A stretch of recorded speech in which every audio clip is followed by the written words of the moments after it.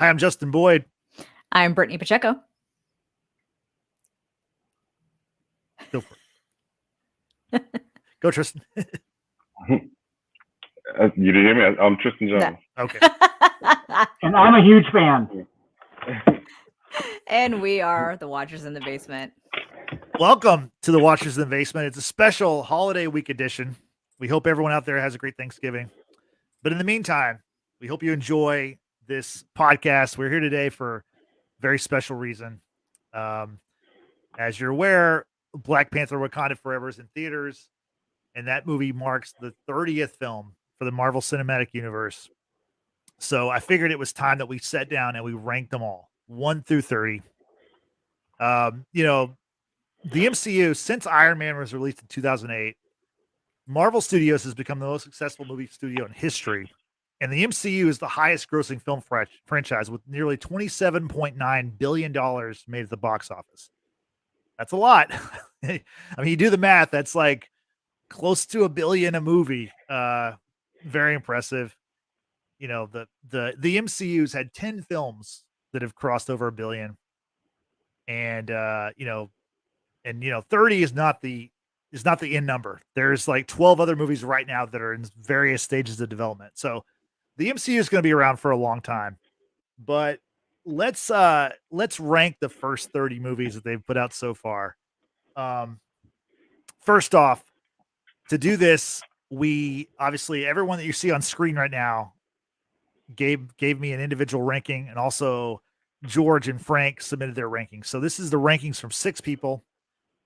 And basically I created a point system, very simple, whereas your number 1 movie gets 30 points, and then, number 2 gets 29, all the way down to your 30th ranked movie gets 1 point. So based on this point scale, here are the Marvel movies, all the MCU movies ranked. Let's start with number 30, Brittany. What is our number 30 film in the MCU? I think rightfully so. Our 30th ranked film is none other than Captain Marvel. Captain Marvel, checking in with only 26 points from 6 people, so that's not good.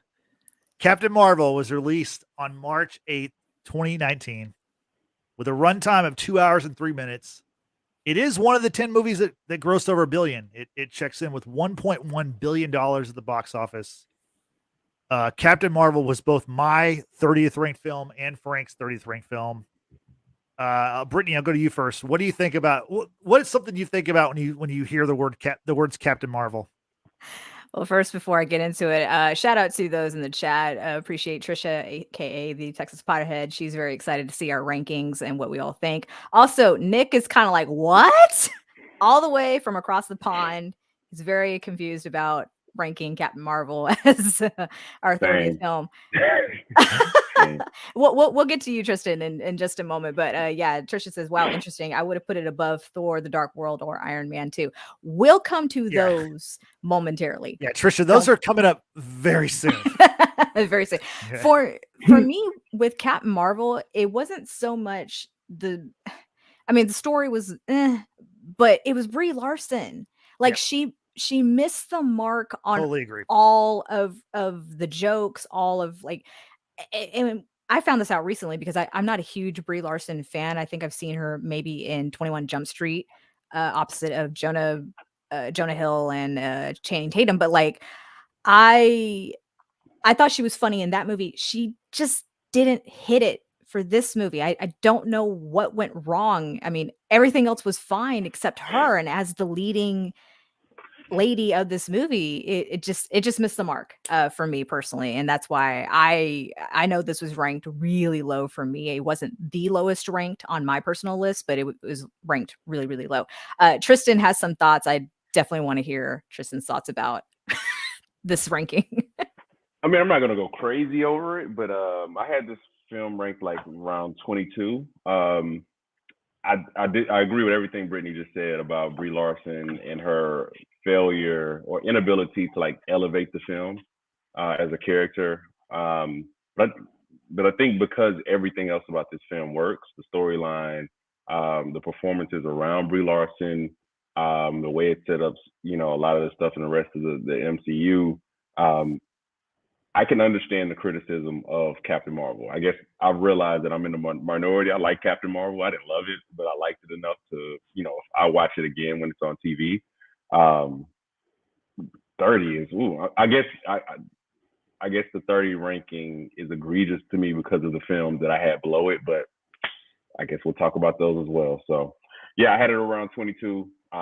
So it's not like I thought this was a top tier Marvel film, especially when I looked at the rest of the list. But 30 is a little low for me. But hey, this is what happens when you're part of a collaborative effort and math is involved. I get it. Oh! And before we move on, we've got Frank Hoop in the Frank, house. in the chat. In the chat, he says her presence was lacking on screen for me. Her portrayal, I can't tell she's the most powerful Avenger. It's fair. It's fair. Yeah. I can't say it's not fair. Drew, what are your thoughts on Captain Marvel? So I'm with Tristan. I had it ranked 23rd in my list. As a father of a daughter, I thought it was a very woman, I don't know, female empowering movie. I thought Monica Rambeau. I thought a lot of supporting cast stole that. So I agree with everything Tristan said. And I'm also a Brie Larson fan, so I already have that going against me with you guys. So I'm going to agree to disagree with you guys, and let's move on. So sounds good. I just want to add my 2 cents. So this was my number 30. This is one of the easiest picks for me. Number 1 was very easy. Number 30 was very easy.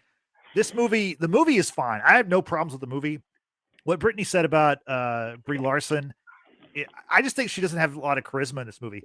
Her character in Endgame is much better. It's a smaller dose of the character, but in this movie, she just couldn't carry this movie. And the one thing, if you've listened to our show or watched this over the years, is I've always harped on the fact that Marvel nails the casting for almost all the characters. I think they're like percentages, like 99.9%.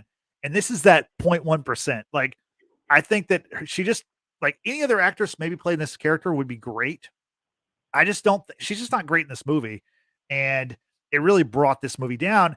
And I think, this movie, it did gross $1 billion, but I think a big part of that is the fact that it was right before Endgame came out. And we were all super excited, like for the breadcrumbs of what is going to lead to Endgame. And I think this movie benefited from that. In fact, I think almost any movie in that spot would have had a huge audience, would have maybe made close to $1 billion. So, like I said, this was an easy one. So let's move on. Let's go to number 29. What's number 29, Brittany? I think it's going to be really controversial too. well, it was even controversial in our ranking. So that's fair. Yeah, that's fair. But but those in the chat and those who watch the replay, please let us know your thoughts. Let us know your thoughts and your rankings, because I'm pretty sure we're going to upset some people. Oh, look, we're upsetting people now. Nick says that Claire, his wife, feels bad for Brie. You've upset Claire. My bad, Claire.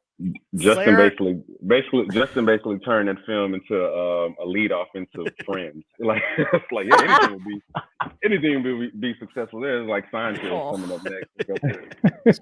All right, y'all. It was in a great time slot, honestly. Like this movie benefited from a lot of MCU story building and world building over the years. Yeah. That's number 29. Right. Number 29 to upset people more. The Incredible Hulk. Oh, that's easily. So Drew, I want to get your thoughts on this first, because you and George ranked this one as your number 30 film. Tell me what you didn't like about Incredible Hulk. Oh, the special effects are horrible. I didn't think Ed Norton was a good Bruce Banner. The only saving grace was Jennifer Connelly for me in that movie. So it just if you, of all the films and you go through all of how awesome they are, that one shakes to the bottom in my world only. So. And I can understand. I'm not surprised George and I agree. We actually agree on something, which I wish he was here. Fist bump for George on that one. So, yeah, just it lacks the Marvel class of all the other ones. So. Yeah, and fairness, this movie. Let me give you the info first, or real quick. So it was the second ever MCU film released. It came out June 13th, 2008. So this is the very infancy of the MCU. A runtime of 1 hour 52 minutes. I like that part of it. It had a box office of only $264 million. Again, this is before the MCU got rolling. So, so those are the stats for the movie. Brittany, what are your thoughts about The Incredible Hulk? I'm with Trisha here. I legit always forget about this movie because it's so bad. And Trisha, And to those of you who are fairly new to joining the Watchers in the Basement, we actually did do phase 1, 2, and 3 rankings separately. Yeah. And we go more in depth about why we ranked them the way that we did, and just kind of the breakdown of the movies. But for me, because I love Ed Norton, but this movie just wasn't a good fit for Ed Norton, in my personal opinion. And to the point where it had been so long since I've seen this movie last. I think, jumped on here on YouTube to find like a 4-minute, synopsis of what the movie was. And it's like, oh, okay, like, yeah, cool. Don't really care. Moving on kind of thing. But like with Abomination, yeah, that CGI was rough. I mean, it but was a long time ago, though. So. That's true. But Yeah. I do like the character Emil Blonsky. And of course, we got to revisit him in She-Hulk, which that's separate. Check out our She-Hulk pod if you haven't already. But yeah, this movie for me, it's really painful to say again because I love Edward Norton. It's just very forgettable, and I understand why it was ranked so low. Tristan, your thoughts? I'll be very brief on this. I confused this with Hulk with Mark Ruffalo. I completely forgot about this film. I've thrown the Edward Norton movie completely out of my head. This would have been last by at least 3 touchdowns if I already was. It sounds like Tristan. So yeah, you get no argument from me. Like, this is one of the worst movies I've seen. Oh my god. Yeah, I get no argument from me. So I don't hate this movie. In fact, for me, it was number 23. I think it's fine. It's to me, it's kind of the black sheep of the MCU in the fact that it's a Universal movie, and so that's why you don't see it on Disney Plus. Disney, they share the rights with Universal, much like they share the rights for Spider-Man with Sony. But there hasn't been any other, Hulk movies, solo movies. So, and also with the MCU, with the fact that there was a falling out between Edward Norton and the powers that be at Marvel over what the character was in the movie. By replacing him for Avengers with Mark Ruffalo, they make it forgettable, and that it's funny because in one of the episodes in She-Hulk, they talk about how they make a joke about how Mark Ruffalo says as his Hulk, he's like, talk about Blonsky. He's like, that was a long time ago. I was literally a different person. They make it literally.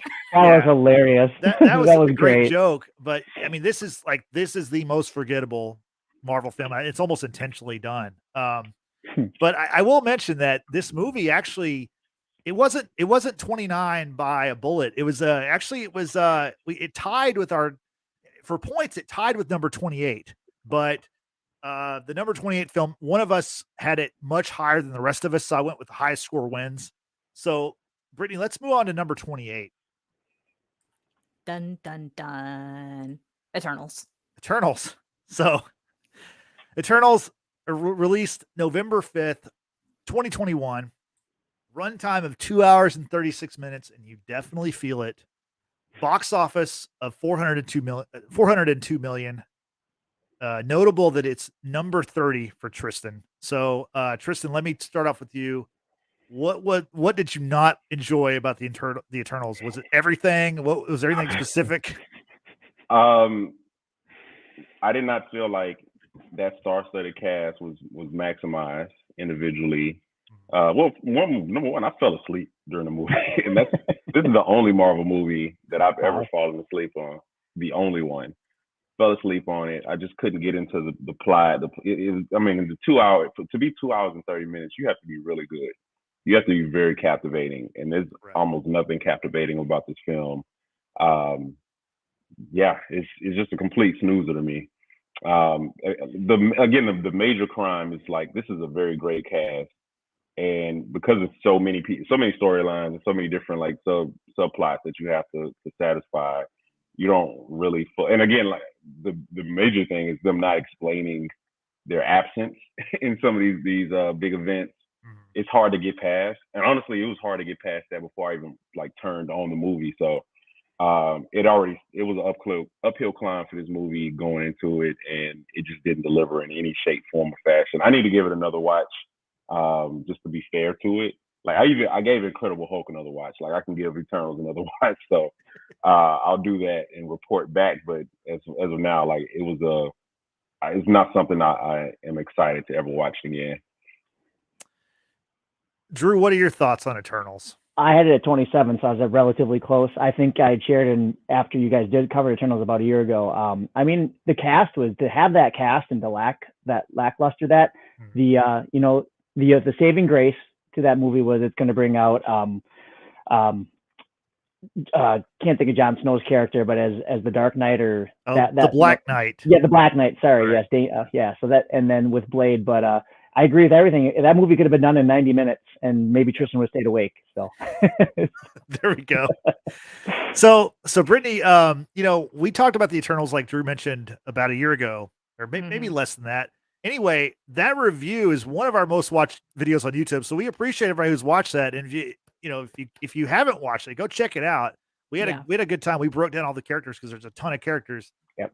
Good Brittany, golly, are there? Yeah, for you, where did this movie fall for you? And I mean, is 28? Do you think that's a good spot for it? I think 28 is fine. I mean, for me, it ranked 28 on my personal list as well. Okay. That's perfectly fine. The runtime was extremely long for. Okay, let me back up. Justin and I are adamant believers of Phase 4 being a rebuilding phase for the MCU. Obviously, with Endgame expansion also. Yeah. And expansion with Endgame, of course, lost a lot of characters, and now we're having to tell new stories, set foundations, establish characters in order to deal with this new big bad that's coming down the way, which is Kang. But with Eternals, like Tristan mentioned, how the hell were they not involved in the whole Thanos situation? Like, explain that to me. And then a very long runtime of not really telling a great story is why it was ranked so low for me. And for everything that Tristan and Drew have already said, you got a really well rounded cast. But I'm also just curious with our friends here in the chat, like, this is wild, Trisha says, and Nick over in the UK says terrible. So are you saying terrible? It's a terrible movie, or terrible that we've ranked it thus so low? Let us know, because this is definitely not one of our favorites, like, at all. And no. I did appreciate seeing Kit Harington reunited with Richard Batten in a scene. We have Game of Thrones people once again, which is fantastic. That mystery voice in the mid or post credit, I can't remember right now. Yep. That turns out being Blade. Yep. Is amazing. I cannot wait for the Mahershala Ali adaptation of Blade. But yeah, this movie just really didn't hit it for me, and it just, that's why for me it was ranked so low. Real quick, if I could, guys, I hope Nick answers. I mean, that movie was filmed in Great Britain, so I hope he clarifies terrible for us here in the States. So love Britain, though. Yeah, absolutely. Friday, U.S. versus England World Cup. Oh. So for me, this movie was number 27, so I got pretty close to nailing it. I, like Tristan said, I like the cast. The cast is great. And something I should have said off the top is the one thing amazing about Marvel Studios is they have not had a financial failure. They're 30 for 30, right? Oh. Even this movie. But see, this movie, to me, this movie is a failure in maybe storytelling or in what's next, right? Because we don't know what's next for these characters. Is there going to be an Eternals 2? Are they going to will Jon Snow, not Jon Snow, will Kit Harington's character, the Black Knight, it's Dane Whitman. You're right. That's his variant, Justin. His variant is Jon Snow. Exactly. Will Dane Whitman show up in the Blade movie? I mean, it makes sense. The Blade movie has been pushed back for various reasons. So the thing about that, and also remember the post-credit scene that had Harry Styles? Like, where's that going to go? Are we ever going to see God. Harry Styles? Yeah, about that. Firefox. That's going to be crazy. Yeah, no, Star Fox. Star Fox, sorry. Yeah. I get him. He's Thanos' brother, and it's like, what? Yeah, Thanos' brother. Right. But so wild. You know what I'm saying? Like, when are we going to see when are we going to see these characters again? That's the weird thing about this, and that you could ask that about some other movies too. But with this one, it's like, do we need to see these characters again? So That's why So- this movie was so low on our list, I believe. So let me share some comments from people in the chat. Trisha says, Yep. there are some movies out of the 30 that put me to sleep. I love when Marvel puts out these movies that stand alone without needing context from 29 other movies. That's fair. I get that. Like we previously stated that Phase 4 is a rebuilding and an expansion phase. And so that alone is a solid argument. However, I just don't feel it was executed as well as it could have been. Nick is asking, didn't they mention they are not allowed to get involved with Earth issues? Yeah, sorry, Nick, I did not ignore that. I just saw your comment come through. But Frank says, especially since Thanos is half deviant and half eternal, of all conflicts, Absolutely. they should have been involved. Absolutely. That's I why. agree. Yep. I Yep. agree. It wasn't just an Earth issue. Yeah, it was a universal issue. Yeah. Yep. Yeah. Even though they didn't get involved, I did like their references to like Captain America and Iron Man. They had a couple of good references. And Thor too. Didn't they make some about young Thor? I think so. Yeah. Yeah. Yeah, it's one of those movies where there's so many people in the movie, so many characters that it's easy to forget. Like Kumail Nanjiani got like insanely jacked to be in this movie, and he played the actor character. I can't think of the character's name, Kingo or something. Yeah, Kingo. Yep. So, oh yeah, he was great. There's so many people. Awesome. A lot of talent went into this movie, and Chloe Zhao is the director, and she won an Academy Award a couple of years ago. So, I mean, they had all the ingredients. It just didn't work. Maybe this would have been a better 6-episode Disney Plus thing. Also, to set it up. Yeah. Also, that would have been a good idea. Also, Gemma Chan, who Gemma, who plays Cersei Yep. in this movie, she had a role in Captain Marvel. So it's like, how are we going to make this work? Well, but in Captain Marvel, she's like in blue face paint, right, or something. She's one of the Kree. So yeah. So I thought she got killed too. I could be wrong. I don't remember. Yeah. Either way, Nick does make a good point. Didn't they reference DC being on television? Yes, they did. Yeah, they made a Batman reference. I think that was hilarious. To Alfred, that was great. Batman's butler. So yeah, I mean the references were cool. I like the Richard Madden was like the evil Superman. I thought that he was Icarus. Like that, I thought that was cool. But Homelander. That's all I could think about when I saw him. Well, I mean, Homelander is the best evil Superman. Yeah, I know, but just the reference. Yeah, more right. Homelander than anything. So. Okay, so we can talk about Eternals a lot more, but let's move on. Let's go to number 27. Brittany, what's number 27 on our list? Check out our pod about Eternals if you do want to hear more of our thoughts. But in the meantime, we're moving on to number 27, which is Iron Man 3. Iron Man 3. Release date May 3rd, 2013. Runtime 2 hours, 10 minutes. This movie grossed $1.2 billion at the box office. Let's see. Drew, what are your thoughts on Iron Man 3? I had at 26, so obviously I was close. Cool. The only saving grace of this movie, guys, I think I said to you guys, watchers and Tristan, if you go in about 4 minutes and 23 seconds, there's a holiday scene where he's doing a version of Jingle Bell Rock or something. That's the only saving grace of this whole movie. So I sent it to people for some Marvel holiday. I couldn't get into it. I just couldn't. Sorry, guys. That's why I ranked it where it was. So I didn't seem too far off from the group. That's fair. Tristan, what are your thoughts on the third and I guess final Iron Man movie? I had it 27th, so right on the mark. Okay. And it's it's like Godfather 3 territories. Like, you just shouldn't have been made. It's a film where you can clearly tell that the main characters are over it, and like they're not. Robert Downey. That's one of the only films in this. Well, the only film I think in this in these phases in the MCU where he just does not give a great performance. Iron Man just by itself is a force of personality, but nobody elevates this film in any shape, form, or fashion. So one of those so in my rewatch last summer, I really wish we did this podcast last summer because I went through. It was fresh in your mind, fresh in my mind. But this was hard to get through in ways that even Iron Man 2 is not hard to get through at all. No. Iron Man 3, I feel like it's a chore, right?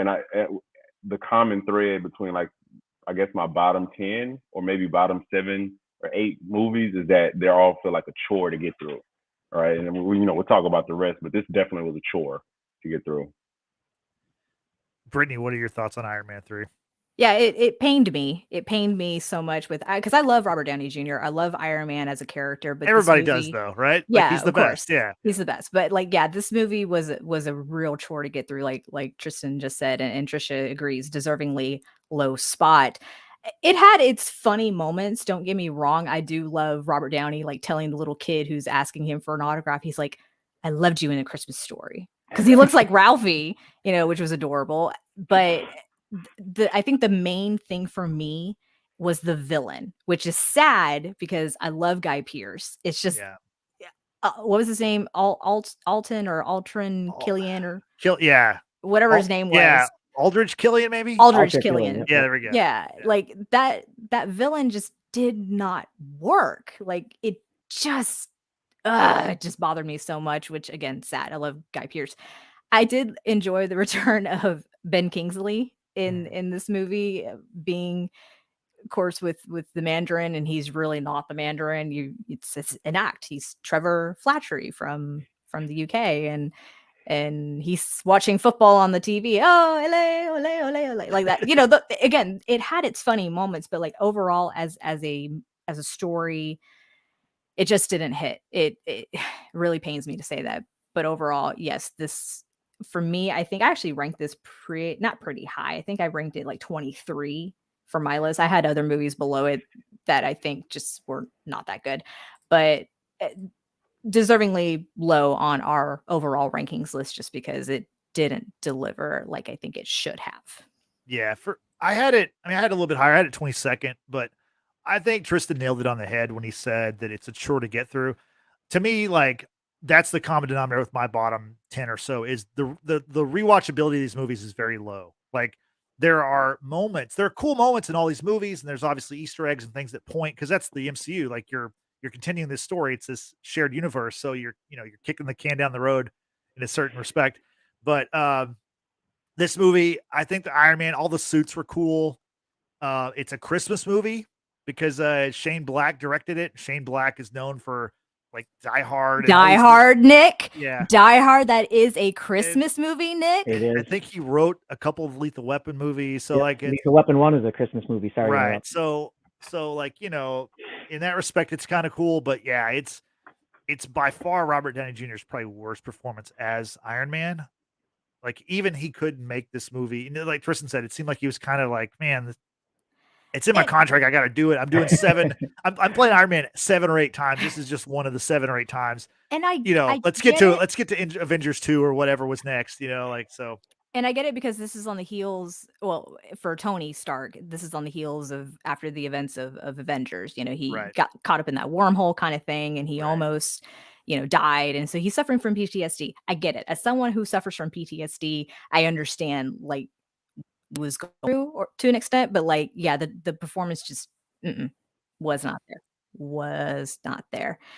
So Brittany, let's move on to the next one. The next one is it's actually like one that you really enjoy and a lot of people don't enjoy. Let's go to number 26. So Frank had warned me ahead of time that, with his rankings, he I was going to love him that day we were talking, but I wasn't going to love him so much after this. And that's because well, no, we're getting ahead of myself, but save that for number 25. But I actually really do enjoy Thor: Dark World. I have it ranked a little bit higher than most. And I think it's mainly because of Loki. Absolutely love Loki. I love just him as a character, and the music in this movie alone, especially with Thor's mother's funeral, was absolutely beautiful, and it made me feel like some type of way. Do the villains work? No, absolutely not. I love seeing Stellan Skarsgård just kind of like lose his mind because of the convergence that was going to happen. But as an overall movie, it's not that great, but I love certain aspects of it just because I do. So let me give you the stats for it. Thor: the Dark World, I'm sorry. Release date November 8th, 2013. Runtime an hour, 52 minutes. Box office 644 million. So pretty good for what is, not a good movie. Drew, what are your thoughts on Thor: The Dark World? You're a big Thor fan. I am, but when Yeah. it gets to ranking all these amazing movies and this amazing opportunity, I mean, I read these comics much like Frank, and I'm older than you guys, but to see this on the big screen, you just have to, you just can't all be winners, right? So, Right. you know, and I don't give participation medals, you got to earn it. So, of the Thors, I put it number 28 just because I shuffled some other ones. It wasn't a bad story in itself, but just not to the power of so many that I know are above in front of this one. So Fair. Tristan, what do you think about Thor: The Dark World? So I'm with Brittany. I actually enjoyed Thor: The Dark World. This was more of a victim of MCU just having a lot of good films, and you kind of get to this is like slightly above average, but I think it's a decent watch. I don't agree that I do agree that the villains don't necessarily add much, but just the dialogue, like it's funny at times when it needs to be funny. It's an enjoyable watch. It's not a great watch by any means, and I'm also admittedly not a huge fan of the Thor films after Thor 1. I think it incorporates a little bit too much humor, like once we start getting into some of those Thor movies. But this one, I enjoyed. I did not feel like a chore to get through. Whereas I think when I first watched it, I was like, because I'm always skeptical of Thor movies, but this was one of the better ones. And I think I had it around 20. I had it like 25th, 24th, but it's a 24th that it doesn't reflect my feelings about my enjoyment in watching this movie. Yeah. So for me, this is 29. I will say, like, I just don't think this is a very, I've never enjoyed watching this movie. I've seen it 3 or 4 times. I just never really enjoyed it. But I do think that, Brittany, you're mentioning the scene between Thor and his mother. I do think that part was rehabbed in Endgame. Endgame kind of made that scene mean more, with Rocket Raccoon there waiting for the fat Thor to meet his mother and go through that whole emotional experience. So I do think that part is made better by Endgame, but the movie for me, this is also kind of a forgettable one. If they decided to like erase this one, it wouldn't hurt feelings. Let's move on. Real quick, if I could, Justin, one of the saving graces was the bonus scene with the Collector and bringing the three of them bringing bringing it to become the Redstone, which is, I can never remember what the power is though. Nope, whatever. I don't know where the Redstone was. Okay. So, I mean that was cool. The post credits and mid credits in these movies are all pretty cool. It's so. But that's a good point. Good to point that out. Yeah. So Brittany, let's move on. Number 25. You were teeing it up a second ago, but let's talk about it. I was. You're right. Yeah, this is Frank said the reason why I wasn't going to love him after this, and I got love for y'all. It's okay. We can have differences of opinion, and when you admit that you're wrong, it's fine. So number 25. Number 25 for our Watchers in the Basement MCU rankings is Doctor Strange. Yep, I just could tell by Brittany's reaction. Verse of Madness. Yeah, I don't agree with this. I don't agree with it being so low, but you know what? I'm gonna let y'all have your say, and then I'll say my piece. Tristan, go for it. I'm actually gonna bow out. This is one of 2 films on my list that I still have not seen yet. I still have not seen Multiverse of Madness. I'm backing out. Attaboy, Tristan. Drew, what are your thoughts about this movie? I am not going to back out, but I know the first step to recovery is admittance, so I know I'm wrong, Brittany. But I told you when I was on this with the Moon Knight, the only reason I did not like this movie was they killed Wanda, and that just isn't in my Marvel universe. That was my only issue with the film. Well, did they though? You know what? What I saw, until I know better, my girl's gone. So that was the only issue I had with this whole movie. So let me give you the stats real quick before I give you my take.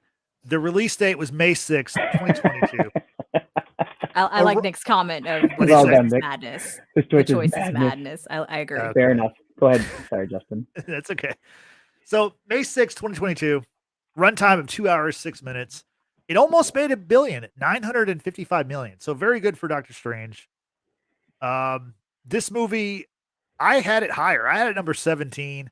I like Wanda being the villain. I think Wanda is a great villain because she's powerful. Like, it wasn't just like a cop. Like, most of the time in Marvel movies, it's like, whoever the bad guy is has the same powers as the person. It's the good, the protagonist, the antagonist have the same powers, and it's kind of like a, copy paste kind of situation. Wanda was a different villain. I mean, honestly, she's one of the better villains. When you make her a villain, as powerful as she is, she's up there with Thanos and Killmonger, and I guess we can call Namor. Namor a villain. I that's to me that's the best part of the movie. Obviously I'm not going to spoil it for Tristan, but the surprise cameos, I thought that stuff was cool. Yeah. Those characters obviously don't last very long. That's kind of a spoiler, kind of not. I don't know. I enjoyed this movie. And Brittany, do you want to add anything? Real quick, I know before I Go go, quick, the one thing learning from you guys, and I'm always keeping an open mind, you guys cover something that I absolutely love that what makes or break a great to awesome movie. It's when the villain doesn't think, or in their own world, they're not doing wrong. And clearly Wanda was that. So that was a saving grace of that movie. And you've said that about some other things. Thanos in his mind wasn't doing the wrong thing. That's what makes a great villain. Yeah. No, that's true. The more I think about Thanos' reasoning, the more I understand where he's coming from. He's a hero, probably. Like in our world, like you think about it, yeah. I mean, it's like genocide. Like, what's wrong with that? I mean, snap your fingers and half of everything's gone. I mean, roll the dice. Like that means only 2 of us of this 4 are here. So right. Not it. Okay, so Trisha over here says agreed with the low ranking. So many things to dislike about this movie. Please elaborate. Please share with us your thoughts. Nick, I love Nick. Not sure what's more baffling, this ranking or the Die Hard comment. Wow, Nick's just taking shots from across the pond, just coming for us. It's all right. We'll have another American Revolution. It's fine. Oh boy. Oh boy. There we go. I said it. It's cool. No, Nick is a very, very sound believer that Die Hard is not a Christmas movie, but we will make a believer out of him one day. We can't go into that. Like that's like not here, not today. That's like pineapple on pizza. We'll be here for all day. Yeah. I like it, honestly. Go Stop ahead. It. Okay. Yeah. So I absolutely really enjoyed this movie. It was ranked number 8 on my personal list. Yeah, I think way high. Yeah. Way high. Because I think it told a good story, and it was a story that I didn't necessarily need to go see it twice to remember what the story was. I saw it twice because 1, I enjoyed it. 2, I wanted to be prepped for our review. However, I think with the introduction of America Chavez, and then you're really getting into this multiverse and seeing the variants of Doctor Strange. Again, the cameos that we got in this movie, although they didn't last so long, like Justin mentioned. And then Lizzie Olsen. Lizzie Olsen is the Scarlet Witch, okay? And I say that carefully because the Scarlet Witch is the villain in this, not Wanda Maximoff, the Scarlet Witch, okay? And if that's solely because the fact that it was the Darkhold, the book that was taking hold of her, making her the villain, and her ultimate goal was to have her children back, the children that she lost at the end of WandaVision. I mean, again, we've said this numerous times about various villains.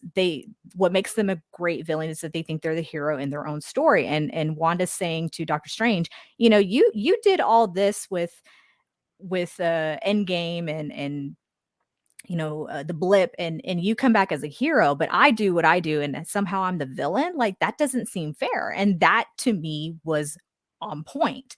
So I really enjoy this movie. Of course, I love Benedict Cumberbatch. You can put him in anything and I'm just going to love him. So I don't think he can do anything wrong, but others believe differently. That's fine. So, hey, Amber, appreciate you being here. No worries on being late. We are just talking about our rankings.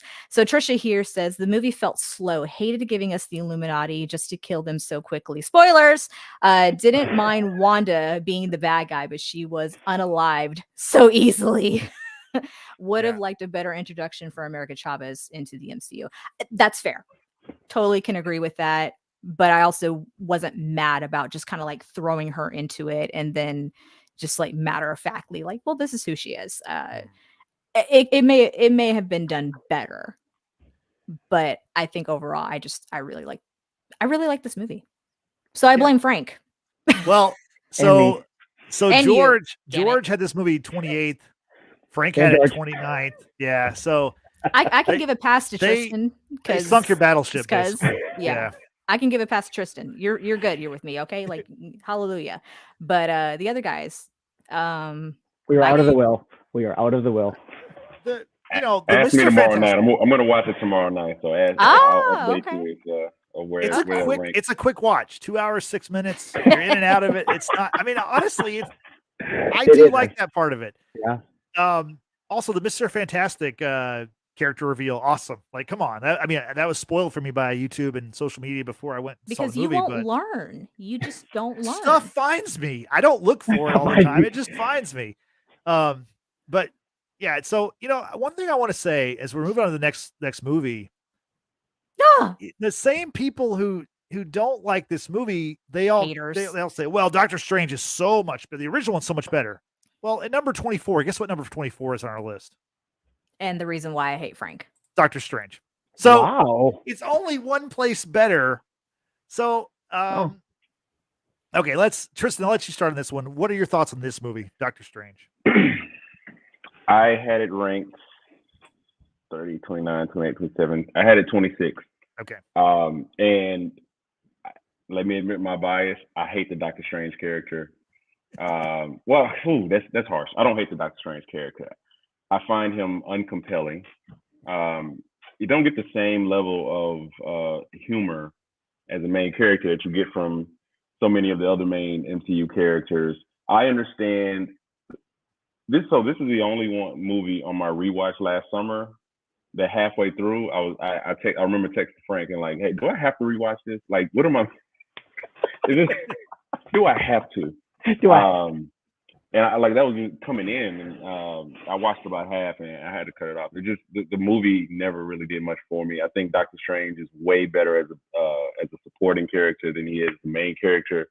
Again, another reason I still haven't watched Multiverse of Madness, knowing how important that movie is, because it's hard for me to get past the Doctor Strange part of it. And I actually enjoyed his character more on the What If series than I did in the movies.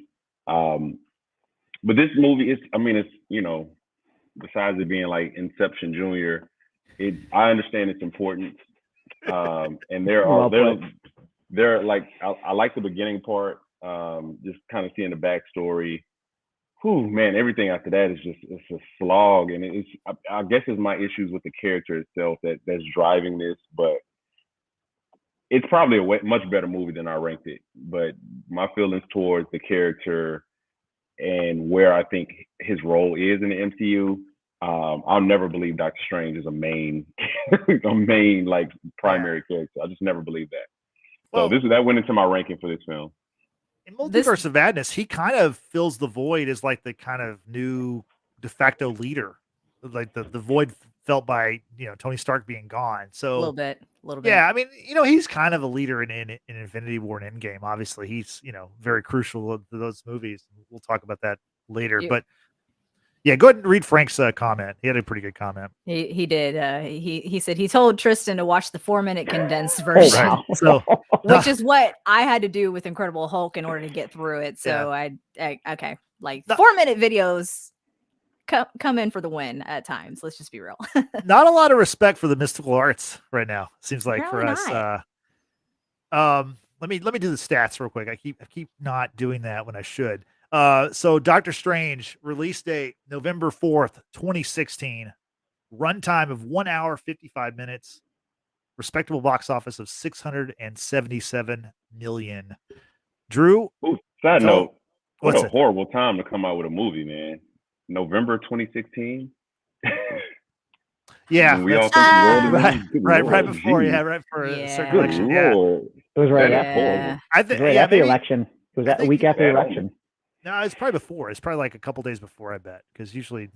It was before. Yeah. Okay. So, Drew, what are your thoughts on Doctor Strange? All right, so I had Doctor Strange at number 20. My years of reading comics, I never followed Doctor Strange. I've been an Iron Man fan the whole time. Cap story, somewhat Thor. And I skipped it. And when I saw it, so that was, I'm trying to think. Yeah. So when I saw, I just didn't think it was that important to me. So then when I saw him in Infinity War, and then it was hard because Benedict Cumberbatch as Smaug the Dragon in I know The Hobbit with 3 films, but I mean, this is Benedict Cumberbatch talking about. I mean, he's just a world class guy. So he blew me away in Infinity War. He was just, I'm like, I got to go back and watch Doctor Strange. And then I got the storyline. I agree with, I think, Tristan and everybody else. I mean, he as a supporting Avenger, amazing in Infinity War and Endgame without a doubt. So just where I have again all these amazing movies. You're putting a McLaren, a Ferrari, a Lamborghini, all these cars in front of me. It's hard to tell me which one I want to rank. It wasn't a bad movie, but just I had to go back and watch it. But it was Infinity War that made me say I want to go see Doctor Strange, and I didn't mind it. But there are better ones in my opinion, only that are in front of it. So. Definitely. Brittany, you like this movie a lot. Tell me about Doctor Strange. I love Doctor Strange, and you know what? For me personally, this came at a time. His introductory with being a brain surgeon, if you will, was really delicate for me because of what was going on in my family at the time. So it was really difficult to watch, but at the same time, it's Benedict Cumberbatch. I'm gonna pretty much love everything that he's in. He is a bit of a petulant child. I will admit to it. It's very similar to like his BBC Sherlock character, just kind of being like, I'm better than everyone. I'm smarter than everyone. And then yet when you're put up against people who are actually more talented or can outsmart you, like the Supreme or the Ancient One, she kind of tells him what it is. She knocks him down a couple pegs, and then he realizes like, oh, I want to be more. I want to be better.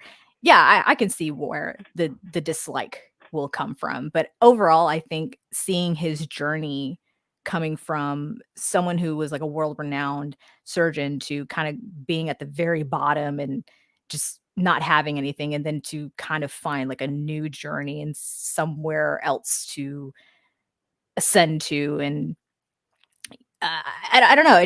I liked it. I also liked his relationship with Wong, who's also a Benedict. Yeah. I love Wong's Wong as the awesome. character. He's great. Yeah. And it's one of my favorite movies, truthfully, in the MCU. And that's But you love magic, right? Like I love magic. Yeah. I'm a Harry huge Potter, Harry Potter yeah. fan. Like, I- the mystic arts are not that far off from the magic, and that's like Harry Potter. You're just Right. not using wands. But yeah, I mean, there's that side of it as well. But mainly Benedict Cumberbatch. Yeah. This movie, for me, I had it number 21. I think it's fine. It's I think the the beginning where how he becomes Doctor Strange, the origin of that is the best part of the movie. The first 20, 30 minutes are my favorite part of the movie. Like Tristan said, his character, Doctor Strange, his episode in What If is great. And spoiler alert, some parts of that character end up in Multiverse of Madness. Just as a heads up. Yes, they do. And but- I'll agree that episode in What If was one of the best for sure. Yeah. It's one of the better ones. So, overall, I like the character. I do also agree with Tristan that I think he's much better in a secondary role. Like in Endgame and Infinity War. I mean, I'm saying he's a leader, but he's not he's not the front man of the movie. He's not the star necessarily of the film. But I think he's great in a complementary role in those giant movies. I can get behind that too. Yeah, I really can. So let's Because go even like in Spider-Man No Way Home. He's great in that movie too. Yeah, I mean, honestly, we'll get to that. We'll get to that momentarily. That's probably one of my favorite. I mean, in game, it's all the same. It's all Stop awesome. talking. Stop talking. Number 23. Let's go. Number 23. Yep. Ant-Man. The first one. Okay. Ant-Man release date July 17th, 2015. Runtime of 1 hour 57 minutes. Box office of 519 million. Does anybody have any Ant-Man thoughts? I'll go quick. I put Ant-Man at the Wasp 21 and Ant-Man at about 24. I mean, again, where I read not much into Harry Pym. Paul Rudd, I think, did a great job, very entertaining. Evangelina Lilly, it was fun for what it was. I think Michael Pena, those guys of the security extra, they really added flavor to the movie. But just for me, just wasn't a major character in my Marvel life. But Paul Rudd, I think, was a saving grace in making it entertaining. Again, I think there's better movies in front of it. So I love Ant-Man. Love. I had it 18th, but again, there's a cutoff on my list where everything above this is just really good. Yeah. And it starts with Age of Ultron. We'll get to that, but Ant-Man is absolutely in that list. I love Ant-Man. if Ant-Man comes on right now, I don't care where it is, I'm watching it. Again, I've never cared about the character before the movie. Well, Civil War. Well, so Paul Rudd really introduced his character and like thrust it into like the main happenings of this character in Civil War, and that's where I was like, oh, I like this character. Well, no, Ant-Man came first, right? Ant-Man was first. It's 2014. Yeah, you're right. Love Ant-Man. I'm just saying this. Love Ant-Man. I love the story. I love the humor in it. I love the casting, like Michael Pena, like that whole group. Like I said, like they really elevate that film past like his main conflict. This is one of the movies that I just absolutely love, and absolutely did not expect to love. And Ant-Man is now one of my favorite characters in the MCU. So, and it started with this film. So love it, love it, love it. Very cool. Brittany, what do you think about Ant-Man? I mean, I'm not a comic book reader, so I don't know like a lot of these, MCU characters unless it's from the movies. And yes, you call me like a fake fan or whatever, that's fine. I really don't care. Not a fake fan. It's all good. But the Ant-Man, I love Paul Rudd. Mhm. He's just wonderful in whatever it is that he does. He hasn't aged since Clueless, and I absolutely love him in Clueless. The only thing that I didn't care for again is the villain, which is sad.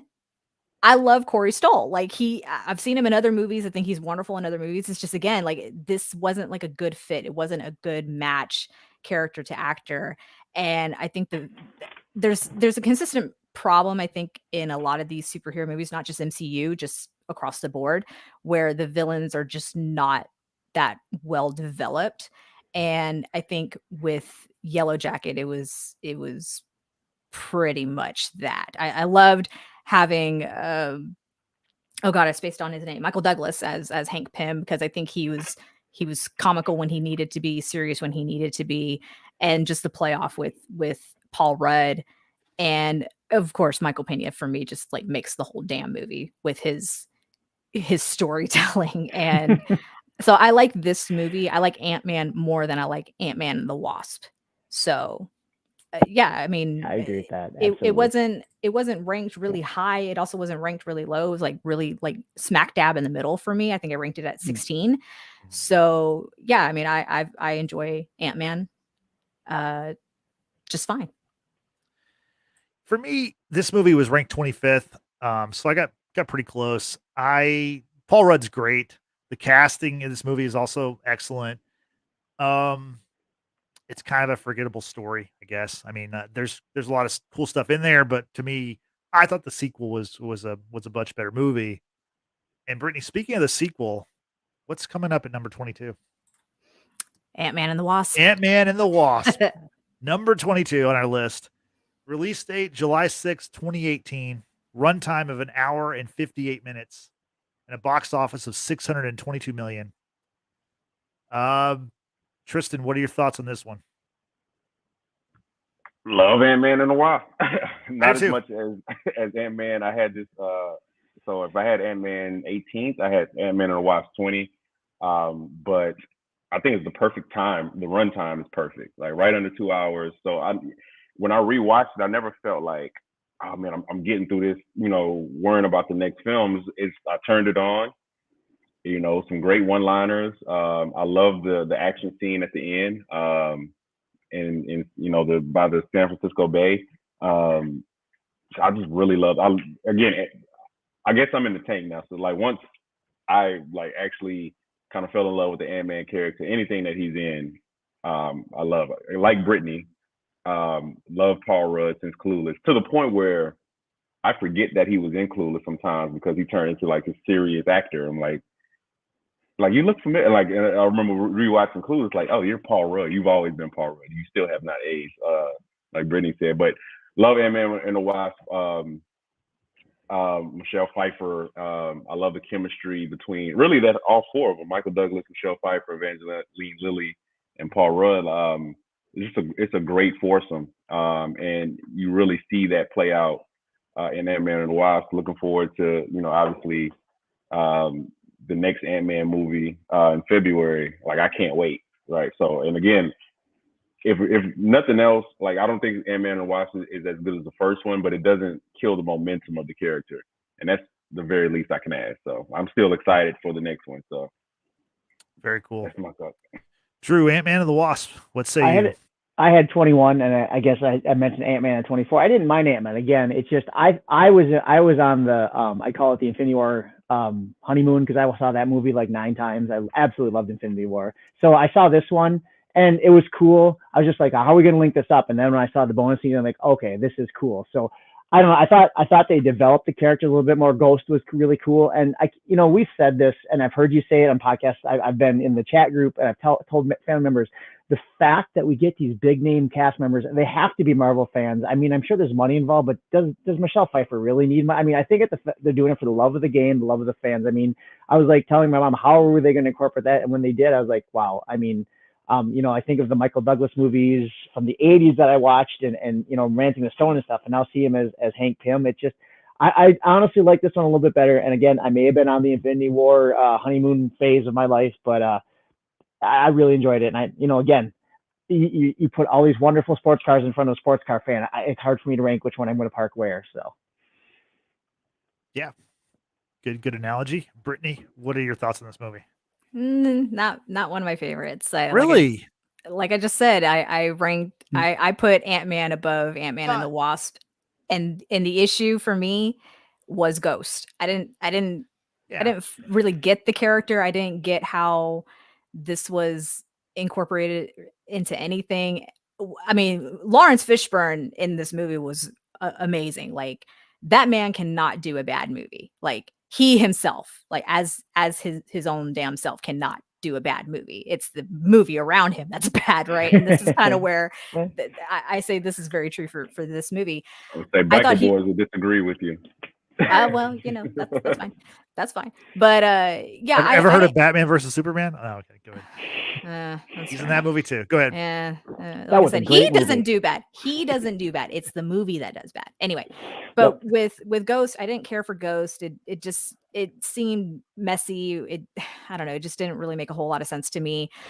Again, there are some great one-liners in this movie with Paul Rudd, and then even his daughter. I remember seeing this with Frank and y'all, and Frank's like, "Oh, I want a daughter." After, I think it was in this movie where she says to Paul Rudd's character, "You're the world's best grandma," and it's like, oh my god, like they're just silly, they're funny. Just not one of my favorites. I ranked it at 25 on my personal list, so sorry.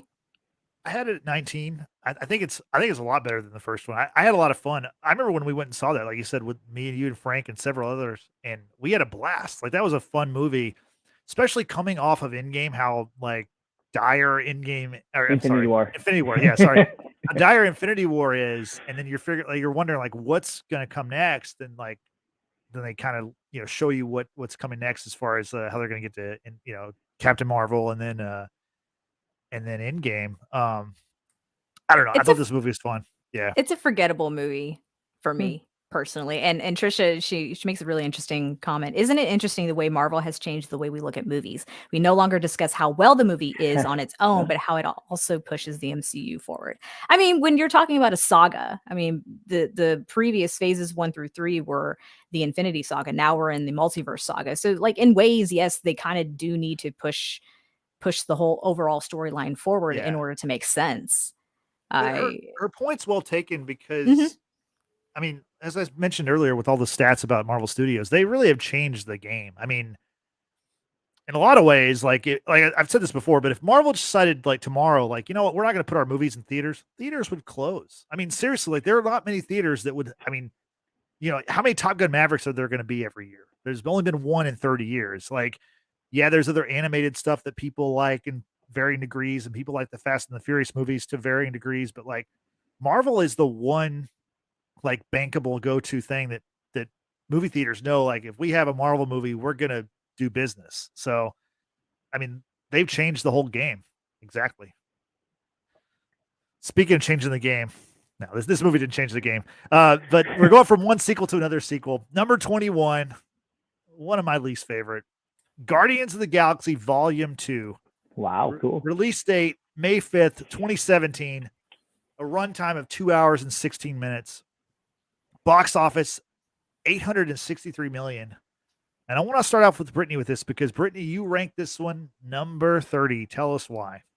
Because it's a stupid movie that I don't think should have ever been made. It absolutely did not make any sense on its own, let alone push forward the MCU. And I absolutely hated the fact that Kurt Russell's character Ego was just abhorring, and did not enjoy this movie whatsoever. That was At very all. succinct to the point. I appreciate it. Tristan, what are your thoughts about Guardians 2? It's a stupid movie that I love to death. Good Lord. Wow. It is. I thought Tristan and I had a moment, and he goes, "It's a stupid movie," and I'm like, "Yes." He goes, "That I love to death," and I'm like, "Ugh." Sometimes like the people in it just are enjoyable, and sometimes you just kind of like put aside there's a lot of plot holes in this movie. Oh man. And I recognized it probably on like the third or fourth watch. But it's an enjoyable movie, man. The chemistry between Chris Pratt and Zoe Saldana, like just the dynamics of that relationship. Again, it's a stupid movie. I readily admit that. It is not one of the best. I'm ranking that strictly on enjoyability and not technical brilliance, because there's very little technical brilliance here. I'm going to put a pin in that, because then I have questions when we come down to some of the Thor sequels. Okay. I'm looking at my list and I realize I may have jumped the gun on my Thor hate. It's really just the last two. But yeah, I have some thoughts. I really Hate's such a strong word, man. Hate is a very strong word. Dislike. Let's say dislike. Come on. It's okay. If you hate that means you don't like very much. I get it. It's more my expectations versus what happens when I actually see it. So my expectations of Guardians of the Galaxy, and we'll get to this when we talk about Volume 1, but again, it's a movie I didn't expect to like at all. When we start getting into like the multiverse or the outer space elements of the MCU, that's kind of where in the past I might have like kind of dipped off a little bit as far as interest. But Guardians of the Galaxy, it's a great reprieve from a lot of the more serious elements of the MCU. So I always appreciate it for that fact. Like for me, it's like listening to a Drake album. Like I don't really have to think much, right? I can just, That's awesome. I can overlook a lot of the plot holes here and just really focus on the enjoyability. And Volume 2 is really, really enjoyable. Again, especially like the ending part. Like there's a lot of tense moments. I'm really thinking like, how are they going to get out of this? Like Kurt Russell's character is literally a god. Like how are we getting out of this? And if you can humor me and captivate me over the course of 2 hours, and my enjoyability rankings will be high for your film. And this is where this lands. And again, I'm with Brittany on this fact. Not a good movie. Like I can readily admit that, but it's enjoyable as hell to me, at least. I gotta save this argument for when we talk about the Thor movies. I'm sorry. We'll get to We're gonna get there really quick, very soon, really quick. Drew, I know you love the Guardians, the cast and crew, the whole Guardians feel of everything. What is your thoughts on this movie? So real quick, never read a Guardians comic in my life, so it was fun to see it in the movies. Again, I have to rank things and things that have to fall in the lower buckets. The saving grace of this movie for me was the opening scene with Brandy. She's a fine girl, because that's something my older brother would cruise around in a Camaro when we'd do it back in the day, because remember, I'm 50. Love that. And the end with Yondu and the whole scene, a little passing around little baby Groot with the fireworks, that was great. And obviously the extended scene to get us going into Infinity War. But after that, I agree with everybody else. It's not a bad movie to watch, and I will watch it when it pops on the TNT or something like that. But I like the group, but not their best. They're not at their best. Yeah, I agree. For me, it was number 26.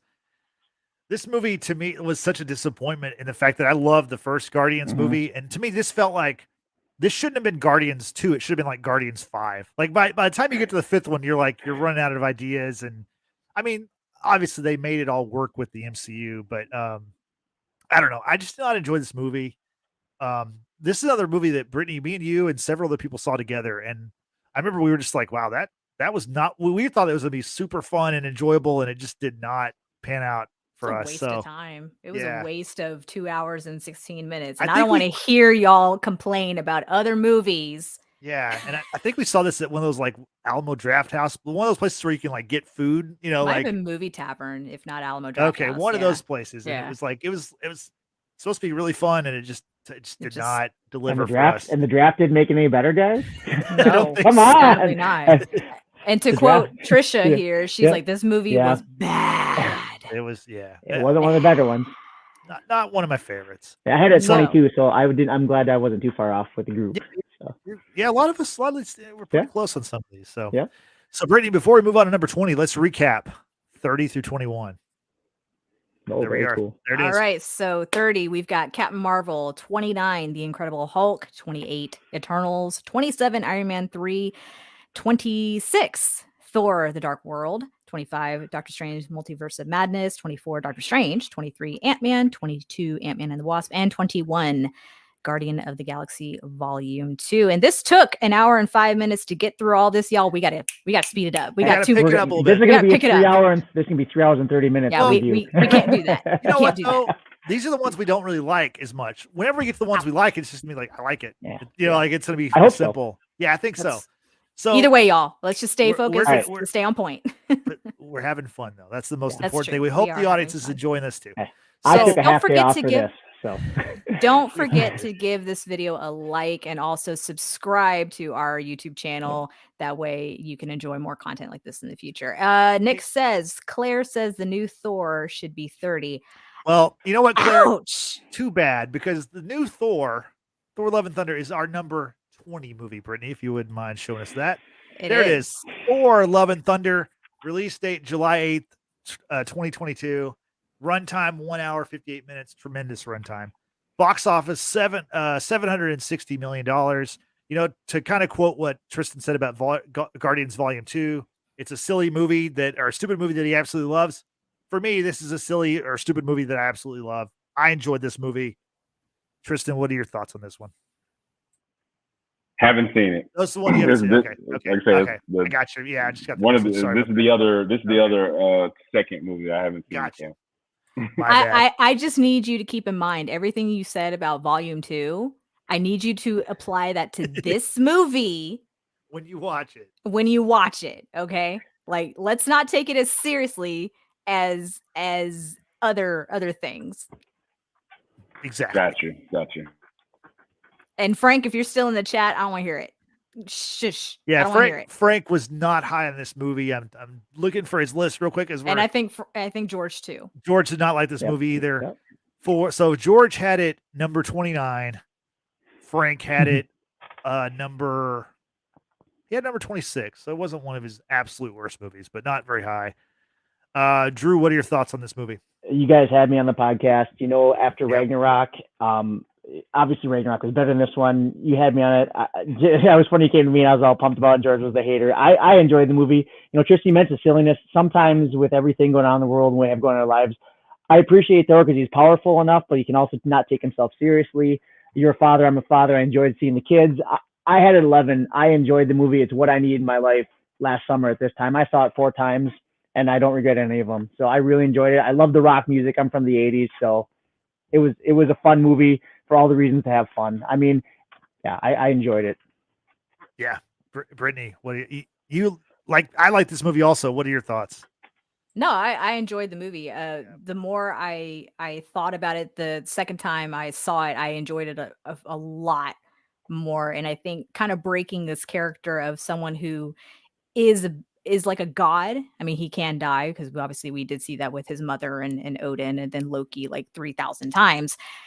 You know, to be able to show off a humorous side and not be solely like the stuck up kind of person, I think kind of it just breaks that mold. And I like the fact that Taika Waititi, the directors of not just this movie but Ragnarok as well, kind of took that chance and it, to me, it's worked. I think, you know, if we can accept Iron Man, Tony Stark being, you know, this playboy billionaire philanthropist, but yet he's got like sass to him, then I think we should be able to accept that from other characters as well. You know, you can't just like say, well, because he's Iron Man, he's the only one who gets to be like this. You know what I'm saying? Like, I think other characters should be free to kind of express themselves a little bit more. So that's just my opinion. But let's see what what's here in the chat. Trisha says, didn't like this movie either. Best thing about this was the kids at the end, the post-credits scene. Okay. But Justin, we're going to welcome into the chat the one, the only, Francois Couper. Oh, Frank's here. All right, Franklin. What's going on, y'all? I had to chime in real quick. I took a quick break to give my 2 cents of this movie, man. So Oh God, here we go. so, Frank, let's clear out. Get the ball to Frank. We'll clear out. What's up, Frank? Tell us. So as far as Thor, Thor is my second favorite character in the MCU. My third favorite character, actually, after Black Panther and Tony Stark. I think he's very compelling when done right. The reason why I love Guardians 2 over Thor, here's the reason why. When Guardians 2 comes out, it doesn't come out after heartbreak, pain, and loss. Thor just lost in 2 years span, his mother, his father, his brother twice, and his long lost love. And then he loses, and then he has the anguish of failing his country, his planet, when Thanos murders half of his people. So with that being said, the placement of that coming out of Endgame, you would think they'll explain more of his coming back story of him trying to recover after all this loss. And Taika Waititi made such light of all his loss going to Love and Thunder, and it didn't make sense. And I don't know if Taika is incapable of showing like compassion and loss and heartbreak and like not making light of it, but it's like he took the Ragnarok story and just made a cheaper version of the Ragnarok story. And I don't think he put much thought into the script. I don't think he put much thought into the verbiage, and the mental capacity of what Thor was going through during this time. If Love and Thunder comes out after Thor 2, I have no issues with it. Fine with it. But the placement of where Thor is at mentally is where I have a problem with his ability to make an actual story coming out of loss and heartbreak. That's why I have Thor and Love and Thunder so low. Frank, if I could, and I was on the podcast with you, and I agree with you 1,000%. You and I both read the comic series, and it is a brutally violent comic series with gore, and I was wondering where they're going to go with it. So you had said stuff about an angry, vengeful, the Thor from Infinity War about, rage, anger, vengeance, the great motivators. That is a scary ass Thor to see. So, I went for fun. You have all the points in the world because, I've read them with you, and I back you up on that. It's just, I needed the fun at that point in my life. It was summer, it was 4th of July week, but I respect what you're saying, man. So yeah, that's pretty much why I stand. Again, Thor is a powerful character, and I think they keep pulling back his power, and they keep pulling back his ability to be a world breaker. And I get it. Over the last 2 Thor solo movies, they kind of repackaged the character as a funny, happy-go-lucky guy. But when you watch this movie, the last 2 movies, you often forget that he's a god, and it's like a caricature of himself, and that's where I feel like the movie falls short. See, I feel like they dealt with the Thor, all the issues he has. I feel like that's part of his in-game story, his arc. Like that him going and seeing his mother, going back in time and going back to the Dark World movie, and talking to his mother, and that whole this is all about his this movie is coming off Endgame, and it's about how he's going from all this loss to figure out what's next in his life. But even with that, they made a lot of his loss in Endgame. Becoming Fat Thor. It was funny, but at the same time, I'm like, this man just lost half his people and beheaded Thanos. Like I expect a more grieving, vengeful, not fat, damn near diabetes Thor. I didn't want that. Not for that character. 5 years had passed. How long do you want this to go on? 5 years. 5 years has passed. It was a flash forward, but you didn't see it though. I know, and we can't see everything because obviously then it's like an endless set of movies, of course. But I agree with Justin saying we saw his arc really in Endgame, and I think to move on from that, we can't keep dragging that out, and maybe not being Love and Thunder being so fun and so silly. Maybe that wasn't necessarily the appropriate way to go, but at the same time I can't imagine dragging that out and then seeing this really dark Thor, which I know is from the comics. I'm not just arguing that. It's just I just don't know that would have worked out. I mean, we drug out Tony's visions and loss and disdain over what 7 movies from what Avengers Ultron to Endgame. Yeah, I mean, but Iron Man 3 didn't work out very well. That's my point. Didn't work out. And speaking of Iron Man, what's number 2? Or I mean, I'm sorry. What's number 19 on our list, Brittany? Spoiler. I spoiled it. Iron Man 2. Iron Man Good job, 2. Justin. I'm about to jump off Iron Man again. Okay. Good to see you, Frank. Happy Thanksgiving, buddy. I love y'all. Thanks, Frank.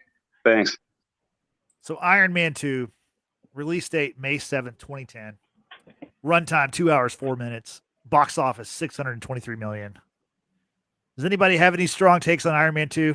I feel like this is a decent place for it. Go for it, Drew. I got it at number 19. My favorite scene was him. You guys know I love sports cars. When he's driving the F1 car in Monte Carlo, and obviously Natalie, we find out a lot more about her and that role in development, and the bonus scene at the end is something about how he says something how in the resume review about yes to Iron Man but no to Tony Stark, with the personality about forming the team. So right. It was a fun watch, and it was definitely, like we've said here, and our guests in the chat, it's a stepping stone to building what's coming. So I had it 23. I think it's a solid movie to me. It's not a bad movie. The rampant sexism towards Black Widow notwithstanding, it's a solid movie. It's a enjoyable watch.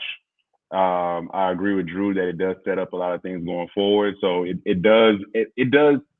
I don't know if the primary job of MCU movies is to be standalone great movies or to push the MCU forward. I don't know what is the primary role, but Iron Man 2 absolutely does that. So at the very least, it barely makes the cut for good movies on my list. But it's a solid movie. Again, it's rewatching it and seeing the way that Tony talks to Natalie like that, to Nat, that was kind of jarring to watch on when I did my rewatch last summer. But it's enough in there to make it a good, enjoyable movie that does its primary job in just fulfilling this role in the universe as a whole. So like I said, I had it 23, so I'm not too far off, but okay. Brittany, what about you? I too had it at 19. This is definitely one of those movies I can rewatch. I absolutely love the introduction of Natasha Romanoff being Black Widow and seeing just her skill sets. I think she was wonderful in this movie. I know this is one of my husband's favorite movies because of the jumpsuit. Totally understand and get it and support that. However, I also love Mickey Rourke. I think he was great in this movie. I loved him kind of being the other side to Tony's coin. He's equally intelligent, but he's kind of got more of a revenge to avenge his family on his mind. And I think he's great. Love him. And that's pretty much all I can say about Iron Man 2. I'll rewatch it anytime it's on TV. It's good to me. Yeah, I think it's got a rewatchability. I had it number 18, so I was very close. But speaking of 18, what do we have at number 18? We've got Black Widow. Black Widow. Release date. Oh, look, Tristan's hurt face. Look at that. He is like, ooh. Don't worry, Tristan. I'm going to tee you up here in a second. You can talk about it. Black Widow, release date July 9th, 2021. It was the first film of Phase 4. Runtime, 2 hours, 14 minutes. The box office of $379 million. That deserves an asterisk because obviously this movie went straight to Disney Plus. It was limited in theaters, obviously, very much during the heart of the pandemic. So, I think this movie easily would have made $700 million, maybe more, if it were in theaters instead of going to Disney Plus for like $30 or whatever the price was. So, having set all that stuff up, Tristan, what are your thoughts about this being Black Widow being number 18? I guess I should acknowledge my bias, but Black Widow is in my top 3 to 4 MCU characters. Always has been since Iron Man 2. Honestly, I love Natasha Romanoff. I bought some of her comics. Very much love Natasha Romanoff. Dropped several tears when she transitioned in the end game. So I had to, but ultimately, when we start looking at the collective MCU films, I had this at 15. So I guess I have to retract my initial facial response to that. I had it 15 is because there's just so many great movies, and I thought this was a really good movie. I rewatched this at least 5 to 6 times when it first came out. The fight scenes are some of the best in the MCU. Period. I would put in the top 7 to 8 fight scenes. I love introducing, a sister whose name I just forgotten. Sorry. Yelena. Yelena. Yep. Love the introduction of her character. Yep. And just both of them together. Love this movie. I could have put this anywhere from 15 to like 6, depending on how I'm feeling. I was trying to be objective with my list and try to move away from just my favorites, but this is one of my favorite MCU movies, like top 5 favorites. It's just not one of the top 5 best. So understand. Yep. Drew, what are your thoughts on Black Widow? All right, so this is crazy, guys. I'm looking at this, and sometimes you wonder, but now I think I remember where my brain was. So I had Black Widow at 14 when I have Captain America 15, Thor 16, the 2 Spider-Mans, Homecoming 17, and Far From Home 18. I just really enjoyed this movie, and I think it was the time when it came out. COVID was very intense. A lot of us, right or wrong, were getting immunized or whatever, but I was just ready for something. I'm just trying to think. Falcon Winter Soldier had gotten done. I know not a lot of fans in the group there. I'm a huge fan of that one. I felt it as a carryover of vis-a-vis not mystic arts people, no one with herb, no one with mutant powers. It just, just training and stuff like that. So I love the storyline. And, I'm looking at, I love Captain America, Thor, and the 2 Spider-Mans, Homecoming and Far From Home. But I think it's just at that point, when I was thinking about it, it's just why I was and where I was in my life at that point. So I'm probably a little bit of a Scarlett Johansson fan or something in there too, but yeah, it's understandable. Brittany, what about you for Black Widow? So I think ScarJo was done dirty, of course, with how this movie was released. It went straight to streaming and it was delayed over and over again. However, I did enjoy this movie. I loved the fact that we finally found out what happened in Budapest. Like that was something I've wanted to know since Avengers, and to finally get the reason behind it and how it actually played into this movie was, I think, extremely well done. This unfortunately is still not one of my favorite movies. I do enjoy it.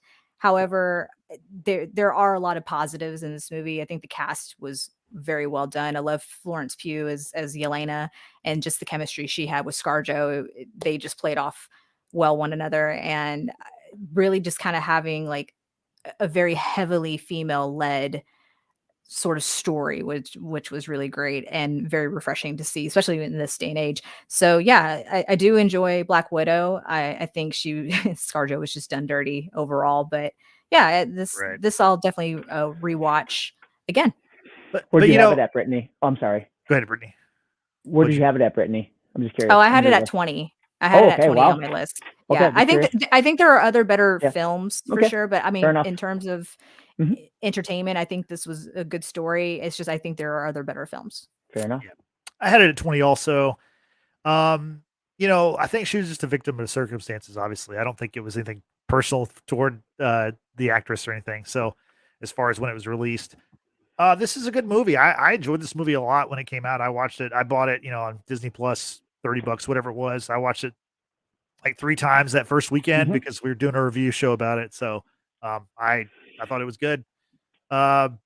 Moving on to the next film. Brittany, what is our number 17? Our number 17 is Shang-Chi and the Legend of the Ten Rings. Shang-Chi and the Legend of the Ten Rings. Release date, September 3rd, 2021. Tristan's hurting on this one too. Look at him. I'm going to go to him. Runtime of 2 hours, 12 minutes. Box office, $432 million, which that was a shocker for me because I thought this movie was going to make a ton of money, but I don't think it was distributed as widely as a lot of the other Marvel movies. And now almost none of them are going to China. So that's why the box office has come down for all these movies. So anyway, that's something I think worth noting because I thought for sure this movie was going to be a massive box office success, but still $432 million for a character that most people don't know. Very respectable. Tristan, let me know what you're thinking with us having number 17. So this is the first one where there's a huge variance between me and the rest of the group collectively. I had this at 5. I love. I could have put it anywhere. I could have put it as high as 3 if when I started doing my rankings, it was one of the first ones I thought about, and it wasn't until I had to really had to see the full list and study the full list. It's like, okay, there's some things I can't put below. I can't put below Shang-Chi, but I love the movie. I love the storyline. I love you introduce different cultures and really explain those cultures. You can hook me very easily on that. The fight scenes were, again, some of the best we've seen in the MCU. And I love the introduction of the new character and the new story. I didn't expect, again, expectation versus reality. I did not expect to care about this movie, let alone watch it, enjoy it, want to see it again multiple times. Love this movie. It's literally up there in my favorites. It's in the top 5 of my favorites. Man, again, that's a big variance, but I'm interested to hear what everybody else had to say about it. Drew, Shang-Chi, tell us. Guys, we got 30 movies, and looking at my list, maybe I got tired or something. I put it way too low. It was a good movie. It's like if I could have multiple top 20s, top 15s.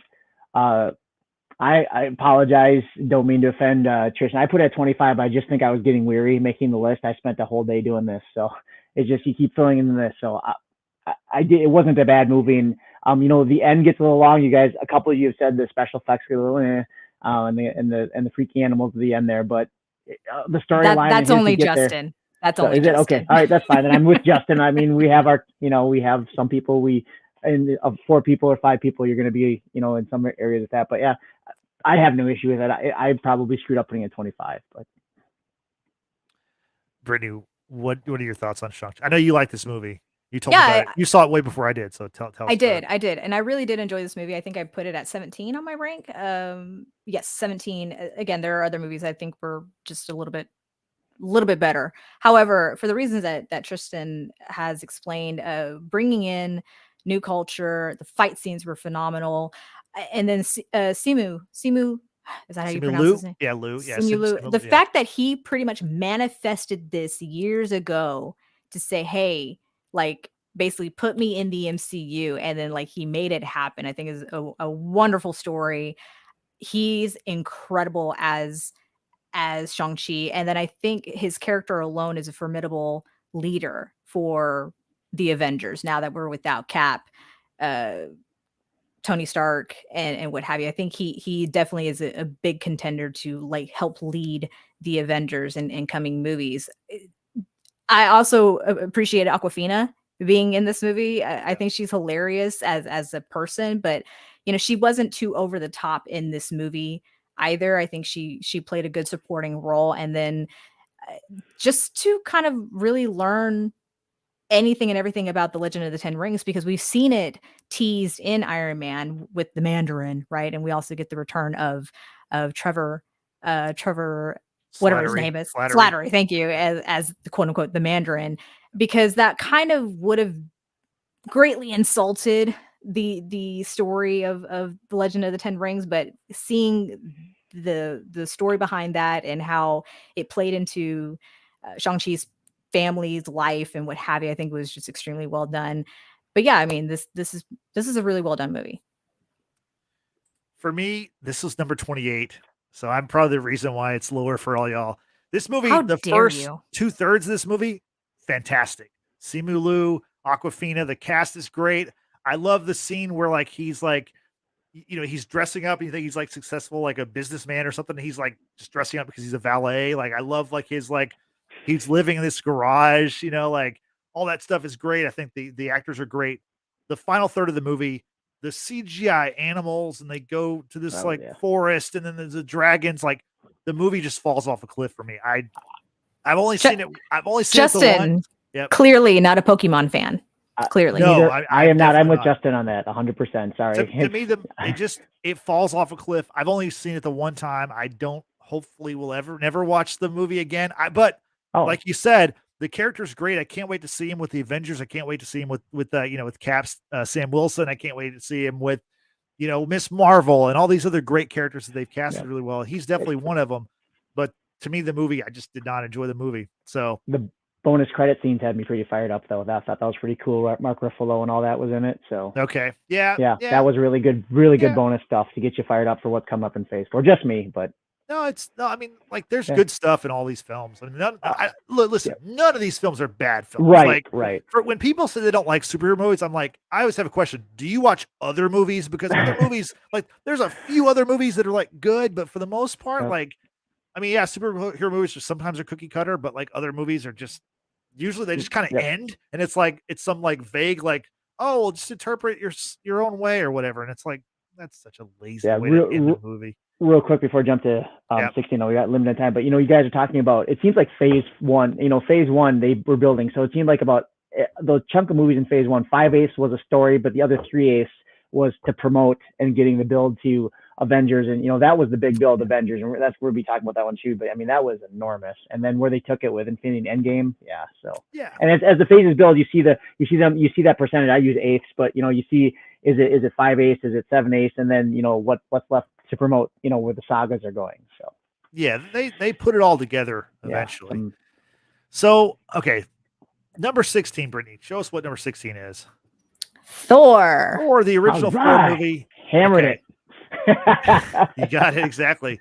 Release date May 6, 2011. Runtime 1 hour 55 minutes. Box office 449 million. I've got to say, this movie, I have no thoughts on this movie. This is one of the kind of forgettable ones for me. Let's see, Tristan, what do you think? I'm with you. It's a good movie that it gets forgettable for me. I mostly think of Thor in reference to the Avengers movies. And that's really like my best frame of reference for him. But it's a good movie. Like you said, all of these movies are good. This is in the top. Obviously, I had it right above Black Widow, right? Just objectively speaking, because I mean, it's a good movie. Like I said, I don't really have a ton of thoughts on it though. Like, I mean, the plot line is good. I love getting like the backstory on like Loki and stuff. Like, it's like a lot of the stuff around the edges and stuff, but it's a really good movie. And I think Natalie Portman is really good in here as well. Good movie, but it doesn't. But it should be higher because of Thor. It's just not. It just doesn't elevate the way it's supposed to. But it's a good rewatch. Always a good rewatch. Even like the TBS, like no curses. So commercial rewatch. It's a good rewatch. It's just not something that I think goes in like the elite tier of MCU films. Okay, Drew, any thoughts on Thor? I hammered it at 16. It's where it needs to be in my rankings of them all. So I enjoyable. I do like the part where he likes the coffee. So I joke with my wife every morning. She says, "Don't even think about throwing your coffee cup. I always want to do more of this delicious black liquid now." Yeah, so more, yeah, exactly. Yeah, so. Brittany, Thor thoughts? Yeah, I enjoy Thor. This is one of those movies that every time it's on cable, I'll sit down and rewatch it, no matter how many times I've seen it. I love Thor being repeatedly hit by Natalie Portman's car. I think it's awesome. Lots of great little one-liners from him, and kind of showing that humor. Yeah. But I also really enjoy that it was directed by Kenneth Branagh, who was also in Harry Potter, and people will make this joke about, oh no, it wasn't really Kenneth Branagh. He just obliviated the person's mind who actually directed it and took credit, which is what his Harry Potter character does in Chamber of Secrets. But I love Thor. I think this was a great movie, and cinematography wise, I think it was awesome. And speaking of Harry Potter, Amber had a good comment about Thor. If you want to throw that up there. Yeah, she says, I missed the mark for sure, I think, but Thor's my favorite Avenger. And she loves the God of Thunder, Thor. She's into the whole mythology of Thor and things like that. So yeah. Justin, if I could real quick comment about this. I mean, again, of the building of Phase 1 movies, introducing that scene where he's getting chased down by Agent Barton. I mean, that was really exciting for us at that point in time of our lives where the movie was, it's like, oh, yeah, sweet. Right. Hawkeye, really? It's like, yeah, that's cool. Yeah, like looking back, you're right. Yeah. Yeah, but even in the moment, it was like, oh, they're Yep. going to have a lot of characters in this Yep. in this storyline. So that's cool. Okay, Brittany, number 15. We're halfway home. Number 15. Speaking of home, number 15 Speaking of is home, is Spider-Man Homecoming, the All first right. of the Okay. Tom Holland trilogy, which I think will become more than a trilogy. Release date July 7th, 2017. Runtime 2 hours, 13 minutes. A box office of 880 million. The only of the three not to cross a billion. So it was the first. So it got very close. Does anybody have anything to say about this movie that you'd like to share? I'll Quick start. thing. Go ahead. Just really quick. I remember being remarkably excited for this. Spider-Man historically is my favorite superhero just of all time. So really excited. I think it lived up to what it was supposed to be. I love how Tom Holland embodies like the spirit of just the kid Spider-Man in better ways than I think his predecessors do. Like the teen angst and stuff, and it really plays out in all three of these movies, but especially 1 and 2. I'm a big fan of this movie. I loved it. Originally, I had it over Far From Home, but on subsequent rewatches, I think I put Far From Home over it. Love this movie. It's properly ranked. That's about all I got on it. Good stuff. Drew, your thoughts Real on this quick, movie? I had at 17. Just I get in that point that top 15 get hard. It was a fun movie. Obviously, Civil War's coming, which is one of my favorite movies because I love that storyline from the comic books. The way they transition over, it's on his phone and all that kind of stuff was, very modern for the times. So it was a fun movie, and the fact Tony Stark, the whole mentoring of it, and if you can't be without the suit, and some of that stuff. So it was a fun watch, a great lead into what was coming up. Exactly. Brittany, what are your thoughts on? I know you're not a big Spider-Man guy, or Yeah, Spider-Man and- person, but yeah. Yeah, and that's kind of what it was for me. I was just so over the whole Spider-Man bit with the Tobey Maguires, the Andrew Garfields. And I was like, oh God, here we go again. I did appreciate, of course, it wasn't like another origin story. It was just kind of moving past what happened with Civil War, which was great. I love Tom Holland as Spider-Man, Peter Parker. I love his friends Ned and MJ as well. Just the whole dynamic of that, and then seeing Michael Keaton cool as a villain was probably like the best part of it. It's still not one of my favorite movies. I can't remember what I ranked it really quick. It was 24. Yeah, I ranked it at 24. You definitely, I think you had the lowest for all Yeah, of us. like I said, I'm just not a huge Spider-Man fan, but there are other Spider-Man movies that I did rank a lot higher than this one. Yeah. So for me, it was number 12. Really enjoyed the movie. Michael Keaton being the Vulture, being the villain after 1989 Batman. Now he's playing a villain in the MCU. I think that's great. The Iron Man mentoring stuff was awesome, and yeah, Tristan nailed it with the Tom Holland. Definitely is the teenage Spider-Man for sure. He is the definitive version of that character. And I love Happy. I love Happy in this movie. Yep. Big Happy movie. Love Happy in this movie. The hot Aunt May. What a great addition to the MCU. Sorry, Brittany. We miss her. Spoilers for later on in the show. Hot Aunt May no more. That's right. They come in all shapes and sizes. That's right. But no, this is like great film. Very rewatchable also. Absolutely. Okay, let's get, speak of rewatchable, number 14. Brittany, what is number 14? Number 14. God, I hate how you teed me up for this one. Not my favorite. Guardians of the Galaxy. This is one of my favorites. Nope. Guardians of the Galaxy, August 1st, 2014 is the release date. Runtime 2 hours, 1 minute. Box office of 773 million, which is amazing for a movie about characters that basically no one knew about, right? I mean, yeah, there's some people that maybe saw the comics, but like James Gunn elevating these characters is an incredible, I mean, big part of why he's now running DC Studios. But anyway, Tristan, what are your thoughts on the first Guardians movie? This movie was, let me know when it came out. I didn't see it when it first came out. Yeah. I watched it a little bit later. This movie let me know that the MCU could do no wrong. And that they like, as far as like just being successful.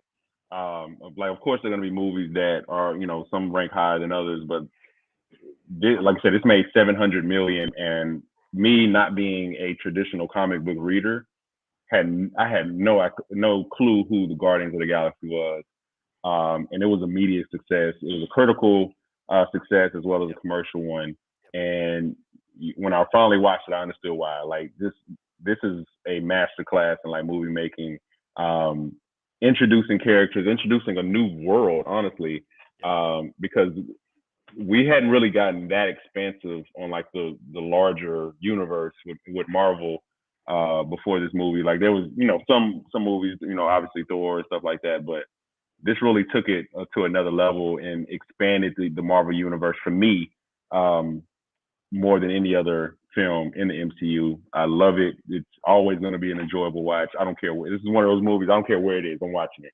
Yep. I'm picking up and watching it. So very much deserving of that ranking. 14 is a compliment for Guardians of the Galaxy. Yeah, right. No, it's awesome. You're right. It took the MCU to space. Now we're in space. So it definitely broadened the horizons for the whole cinematic universe.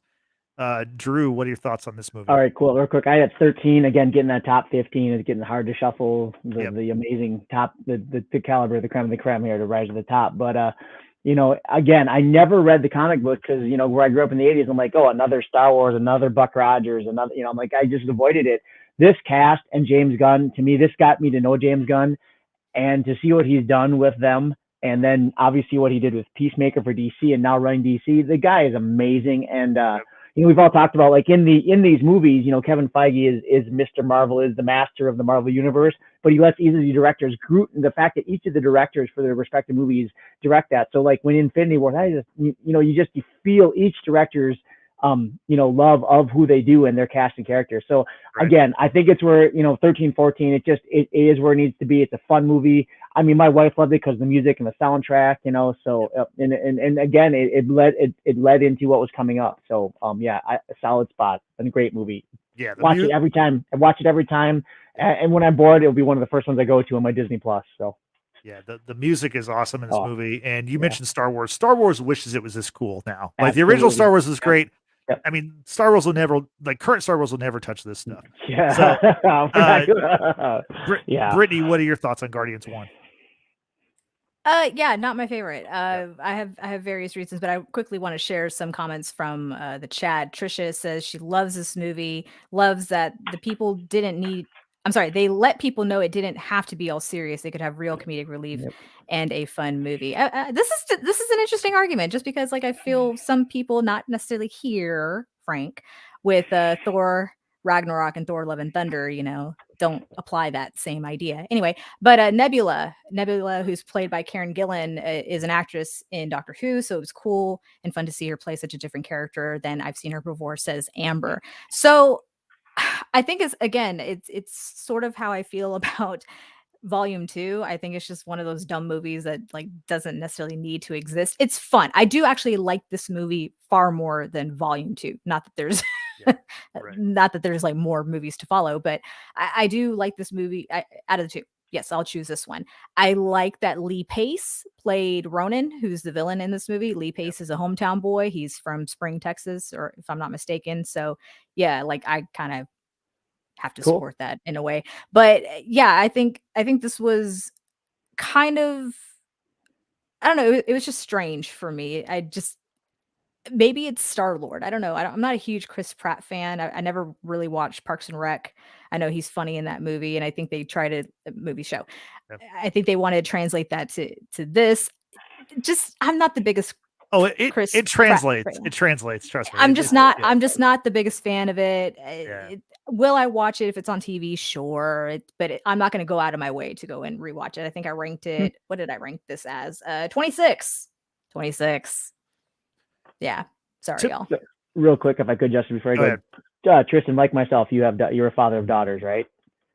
You have one, so I have one as well. But when I always warn my daughter about her line that Gomorrah uses about pelvic sorcery, the boys of pelvic sorcery. That was one of my favorite lines from this movie when he goes to put the headphones on her and she hits him and about the pelvic sorcery stuff. It was well done. Some of the funny lines in this movie were just over the top.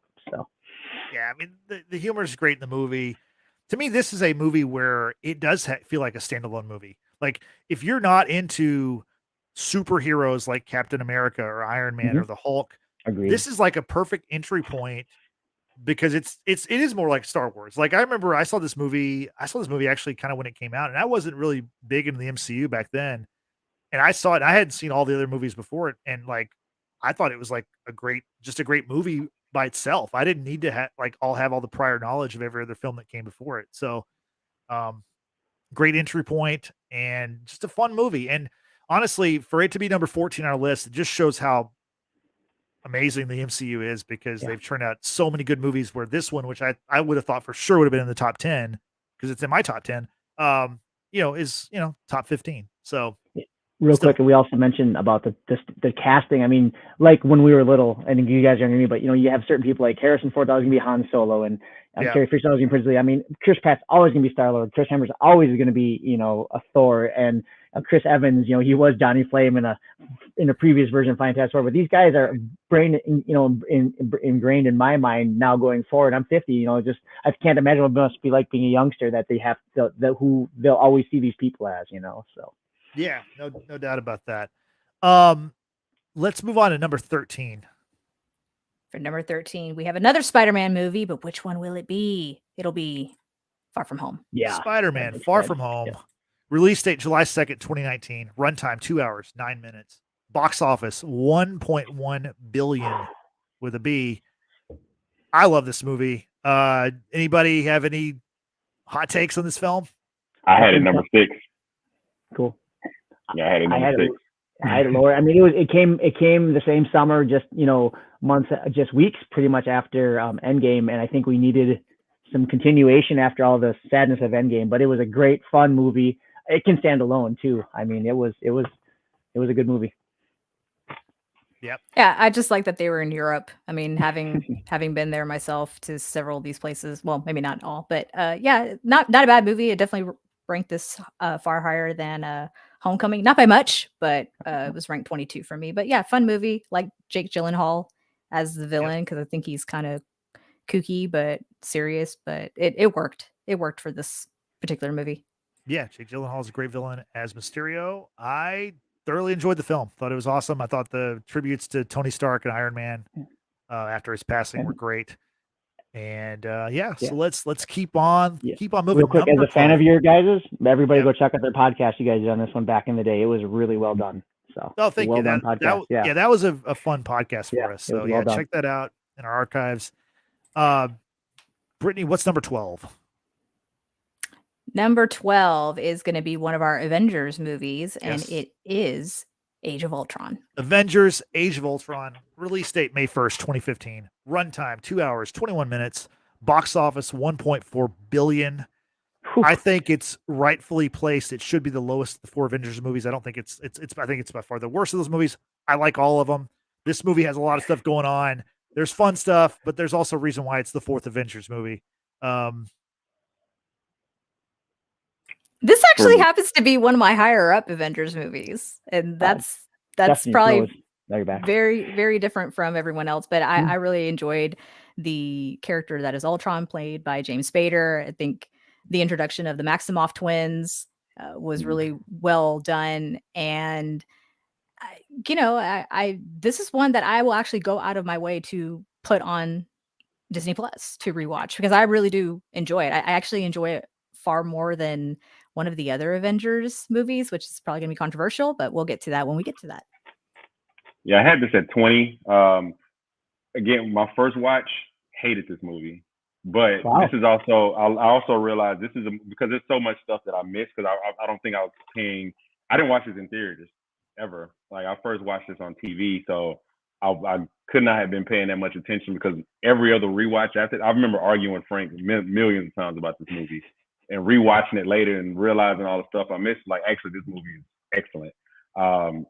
Fight scenes are, again, in the top 10 of all MCU films.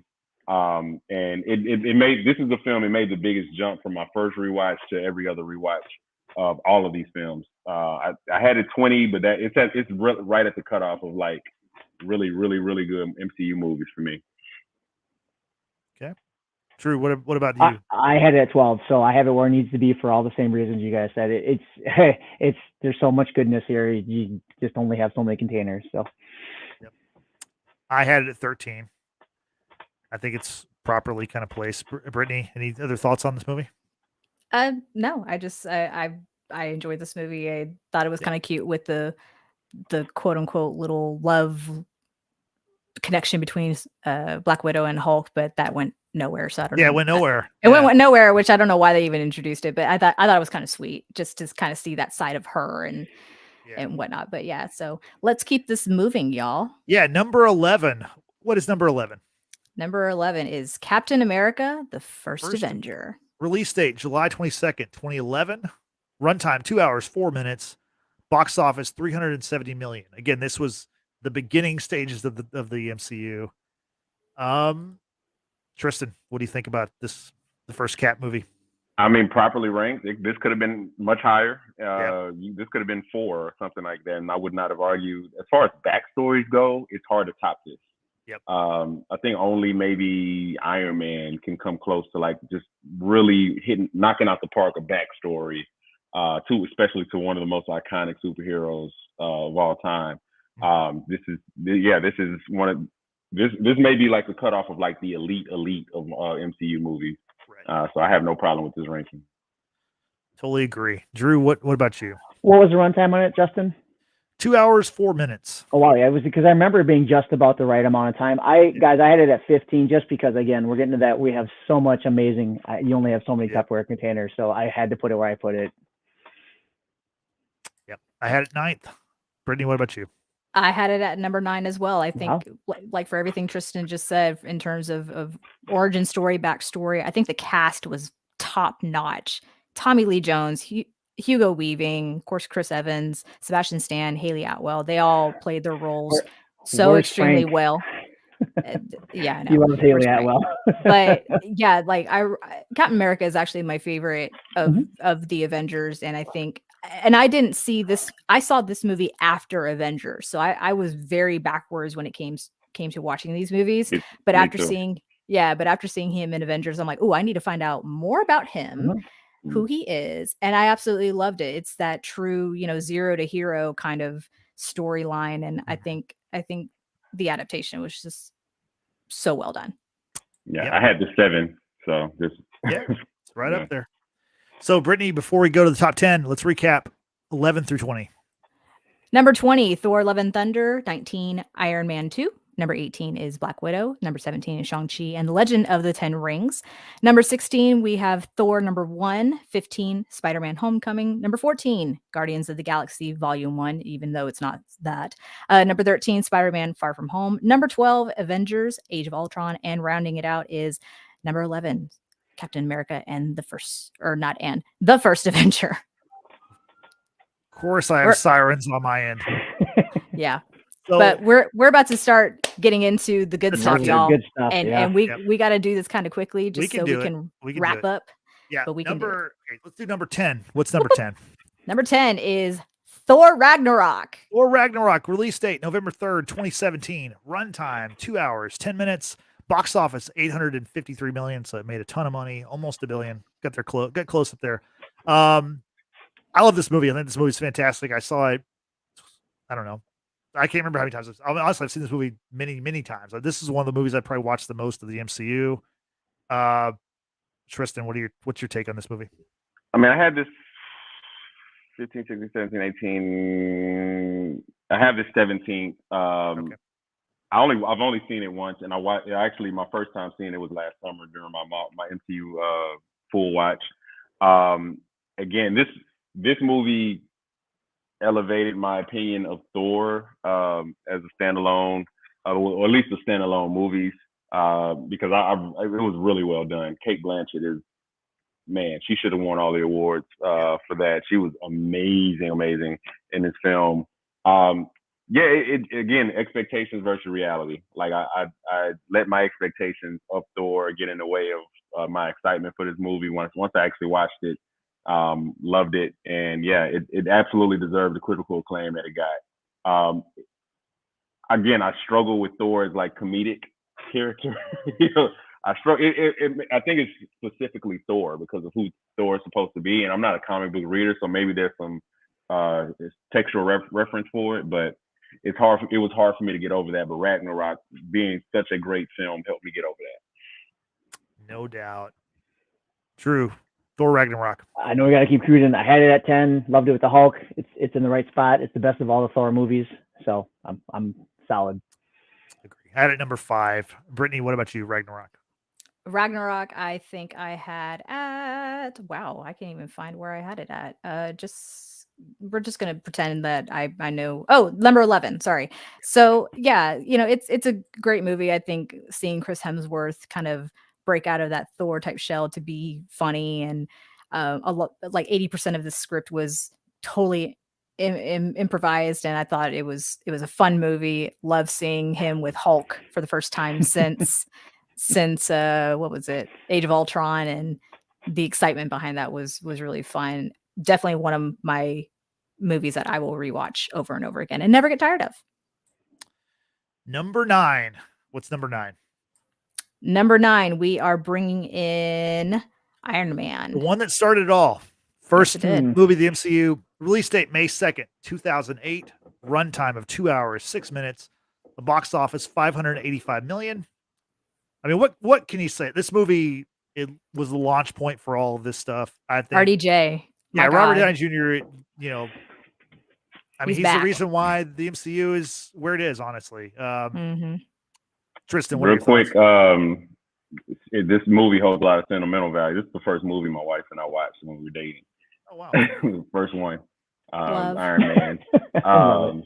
Yeah, and no, like you need a flagship movie and a flagship actor to really set off the vision they have for the MCU. And Robert Downey Jr. could not have chosen I don't think we could have started with Spider-Man. We couldn't have started with Thor. We couldn't have started with Captain America even. Like, right. This was the perfect way to start this off, and it hit it out the park in every way possible. I find no flaws with this movie.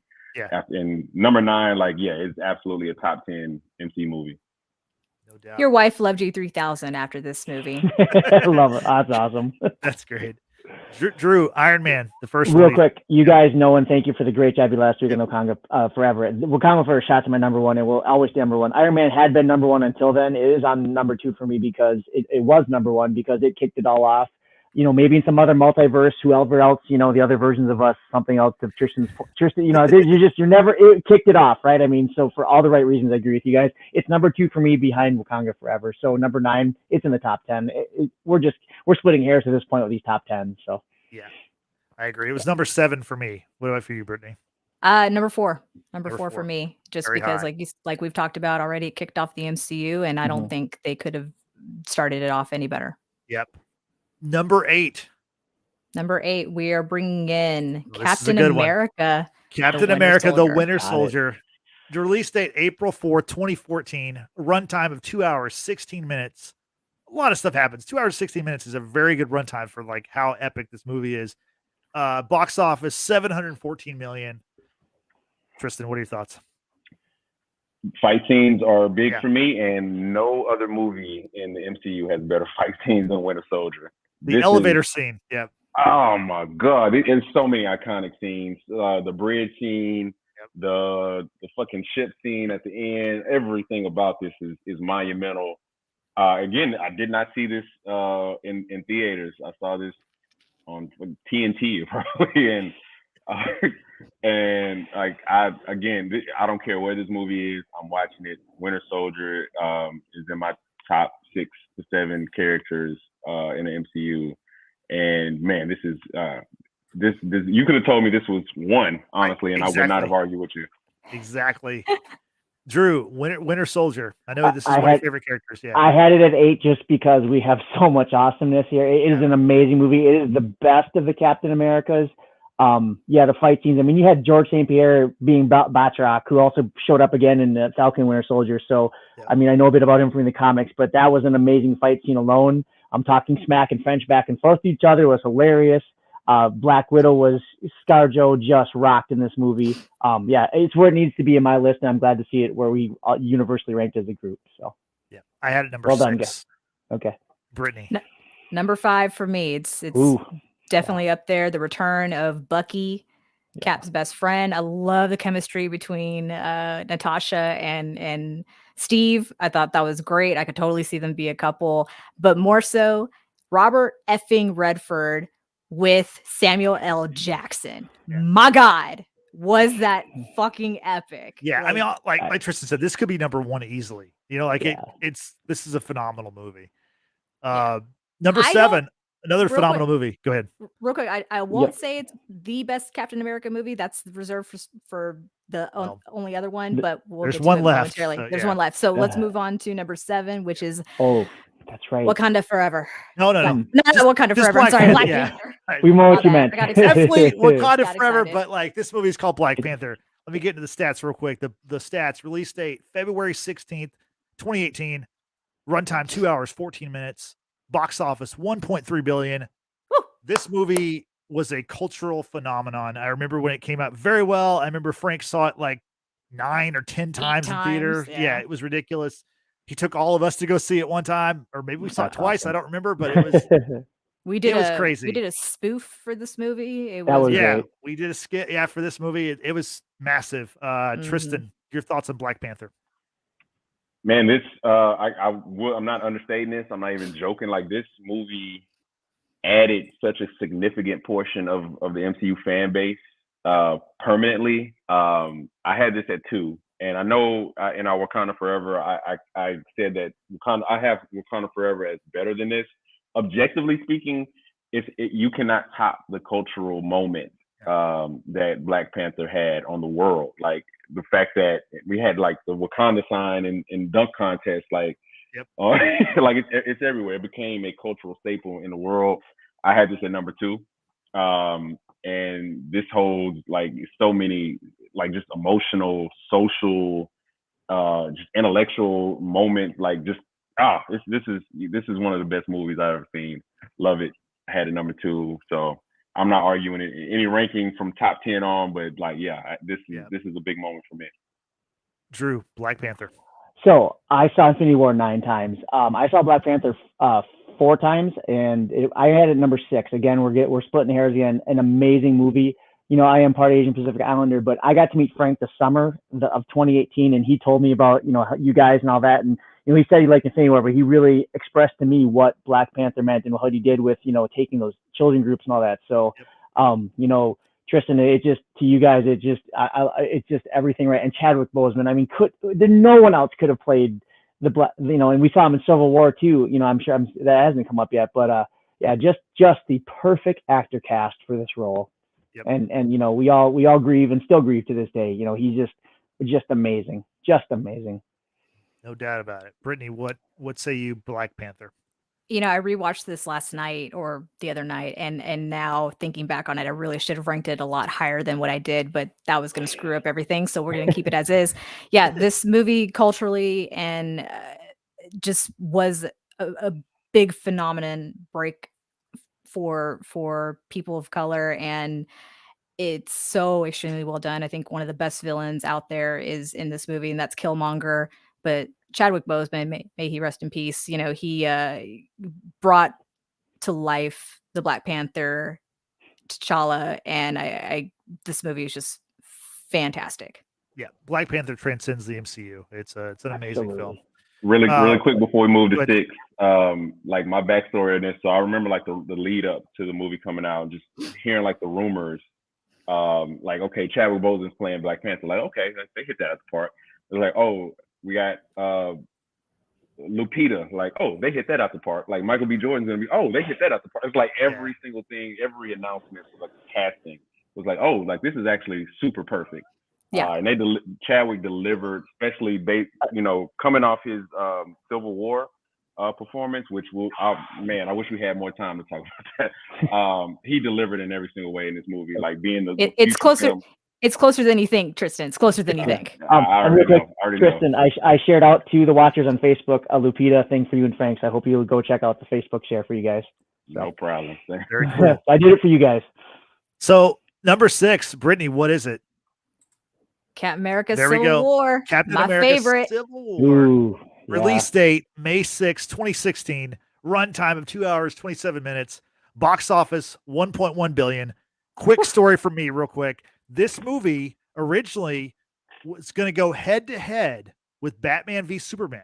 Originally, they were going to go head to head on the same weekend, and like this is like a year out, right? They said they both had the same date. and it was really just like a staring contest. Who's going to blink first? DC blinked. They moved their movie up. They made the right decision. This movie is awesome. It's basically Avengers 2.5 or whatever you want to talk about. Yep. It's an Avengers movie. What a story to have your two main characters have a reason to fight that makes sense. Unlike Batman v Superman, just totally like, what a film. Tristan, take it away. Oh my God.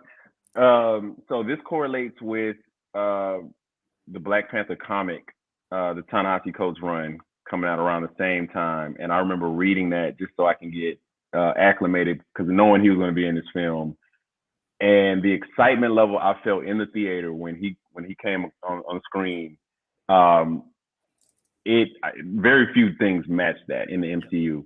Another thing, Civil War and Black Panther are the only two movies that I've purchased so I can watch anytime I want. Like, I watch it on TNT, I watch it in any platform possible. I love Civil War. This could have been number one for me. I almost put it number one. It's amazing. Like, every single character performed at the highest of highest levels.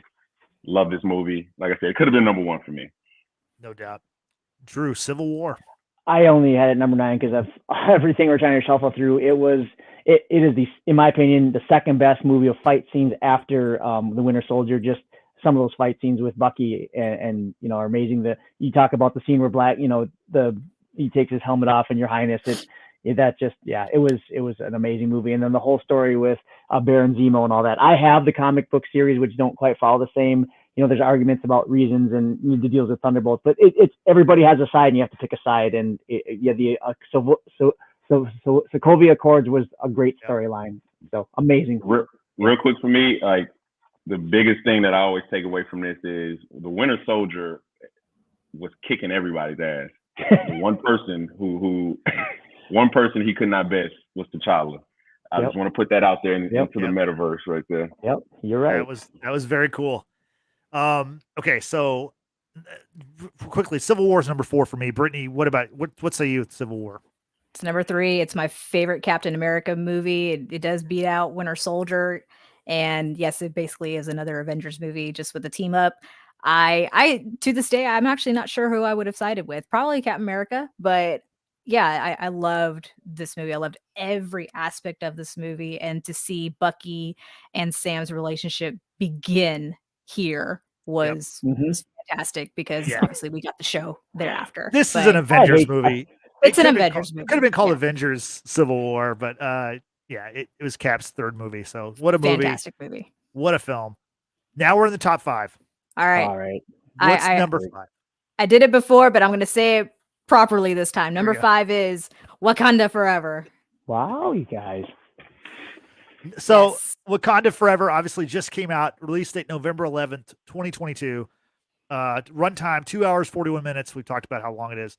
Box office 546 million after just 2 weeks. So it's doing very well. It's heading for $1 billion. It was number 1 for Frank and for Drew. I'll go to Drew first. Drew, this is your new number 1. Tell us why. It takes a lot to get jump over Infinity and Endgame, but just the storylines alone and the fact that you have 2 powerful nations that the rest of us, if this was for real, we need to be scared of shit of. So, I mean, and they are going to be on each other's side and have each other's back now. So, and the cast, I mean, they had to grieve. I know you invited me, I couldn't be there because of my class. Unfortunately, I'm off this week, but they had to grieve. And I'm trying to think, is it Letitia Wright that plays Shuri? She was close. She had, and Angela, you guys mentioned too, they all had to grieve being Chadwick Boseman again. I mean, Chadwick Boseman's lost again to this movie, just so powerful. And the gentleman, the actor that plays Namor, I cannot pronounce his name, save my life. But just the fact, again, everybody in their own role is doing the right thing. So, they're not called Atlanteans, but the race and the water people, like, hey, what are you Earth people doing coming in to try to take our stuff? It's like, no, you get your butts out, So just everything, it just blew me away. It it was captivating, and the cast was just excellent. I mean, I was blown away by Infinity War, but it just jumped to and I've seen it 3 times. I'm going a 4th time on Thanksgiving Day, taking my wife. It's just so good. Spoiler alert for everybody else. I'm not going to say it, but when you see the extra credit scene, you are just going to be like, holy wow. I mean, it was amazing. I love it. Love it. And we'll love it forever. Yeah, we talked about this movie last week with our review. It's done very well. We appreciate everybody who's watched it, liked the video.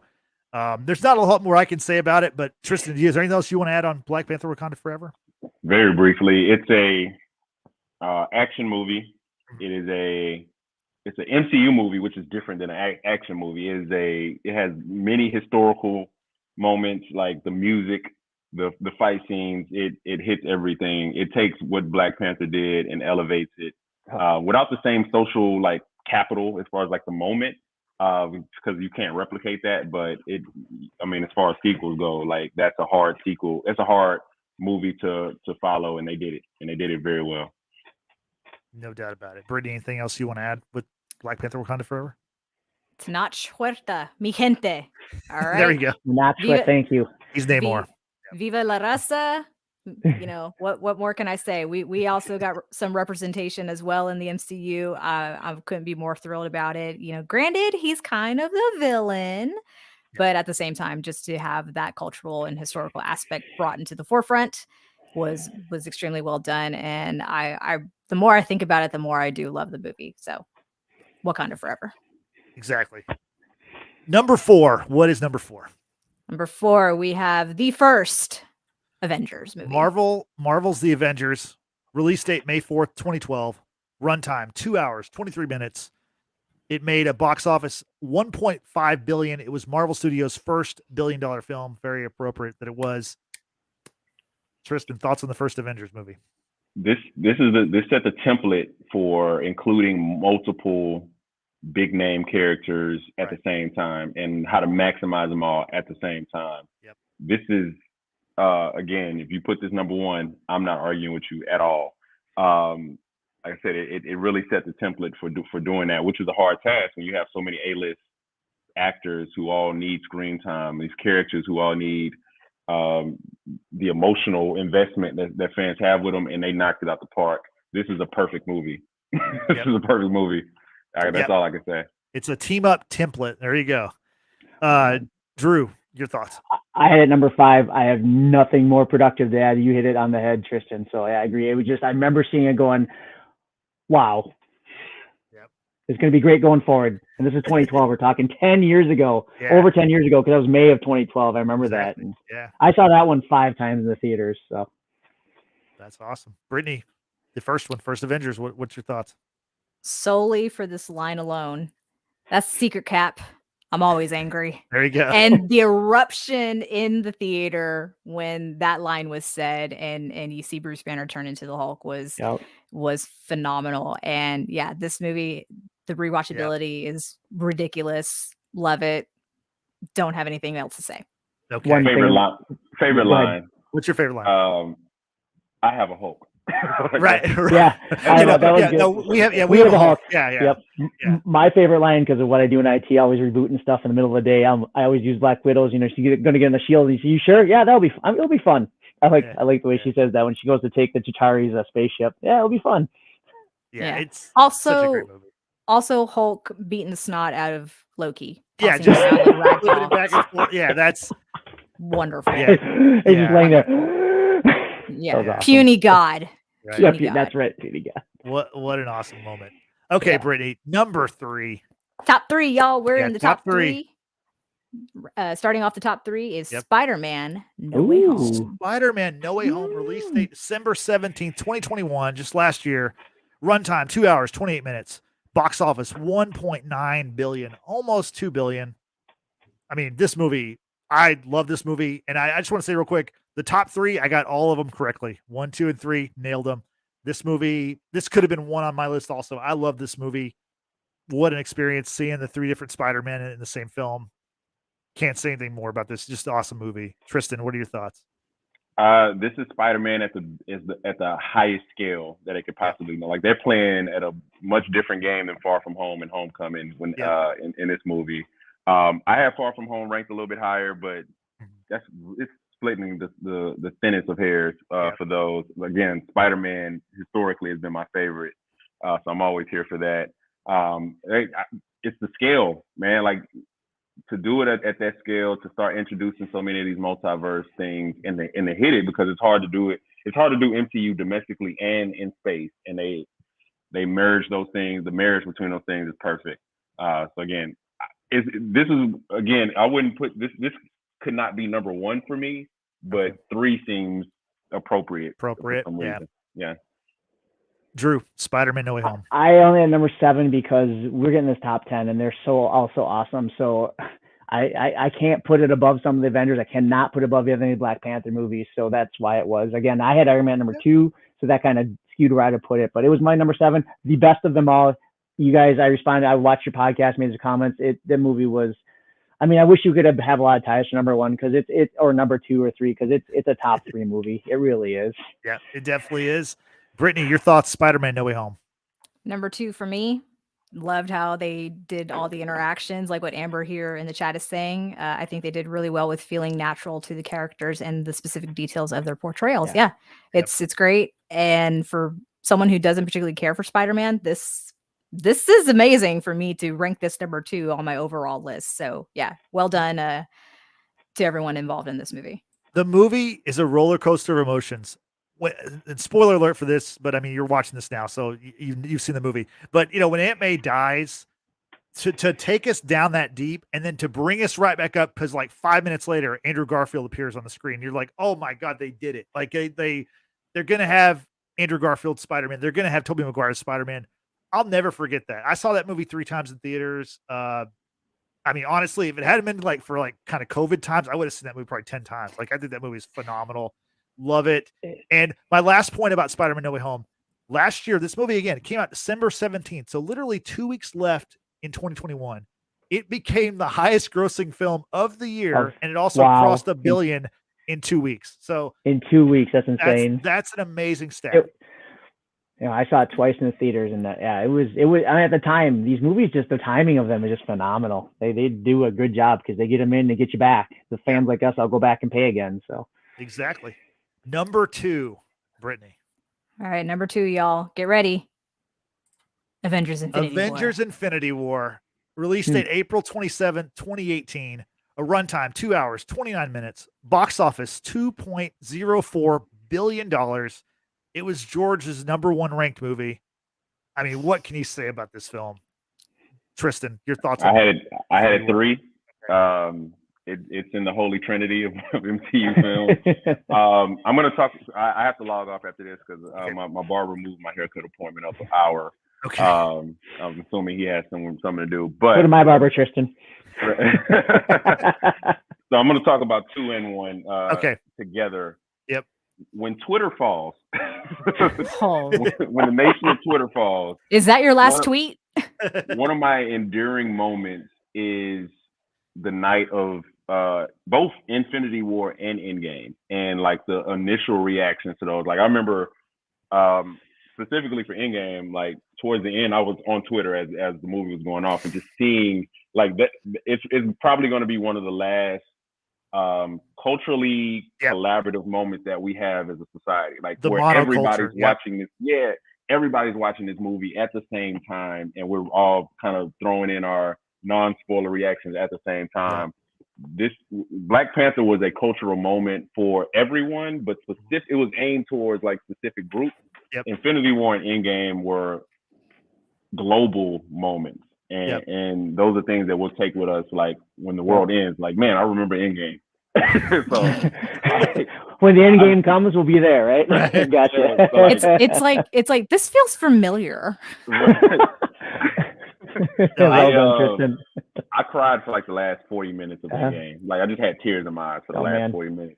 It hit every emotional thing. It was riveting. It was humorous. It was tense. It was, oh my God, like you felt like the fate of the universe was literally at hand. So for both movies, deservedly so. This was fun. I'll see some of you tomorrow for Yellowstone. Yeah, cool.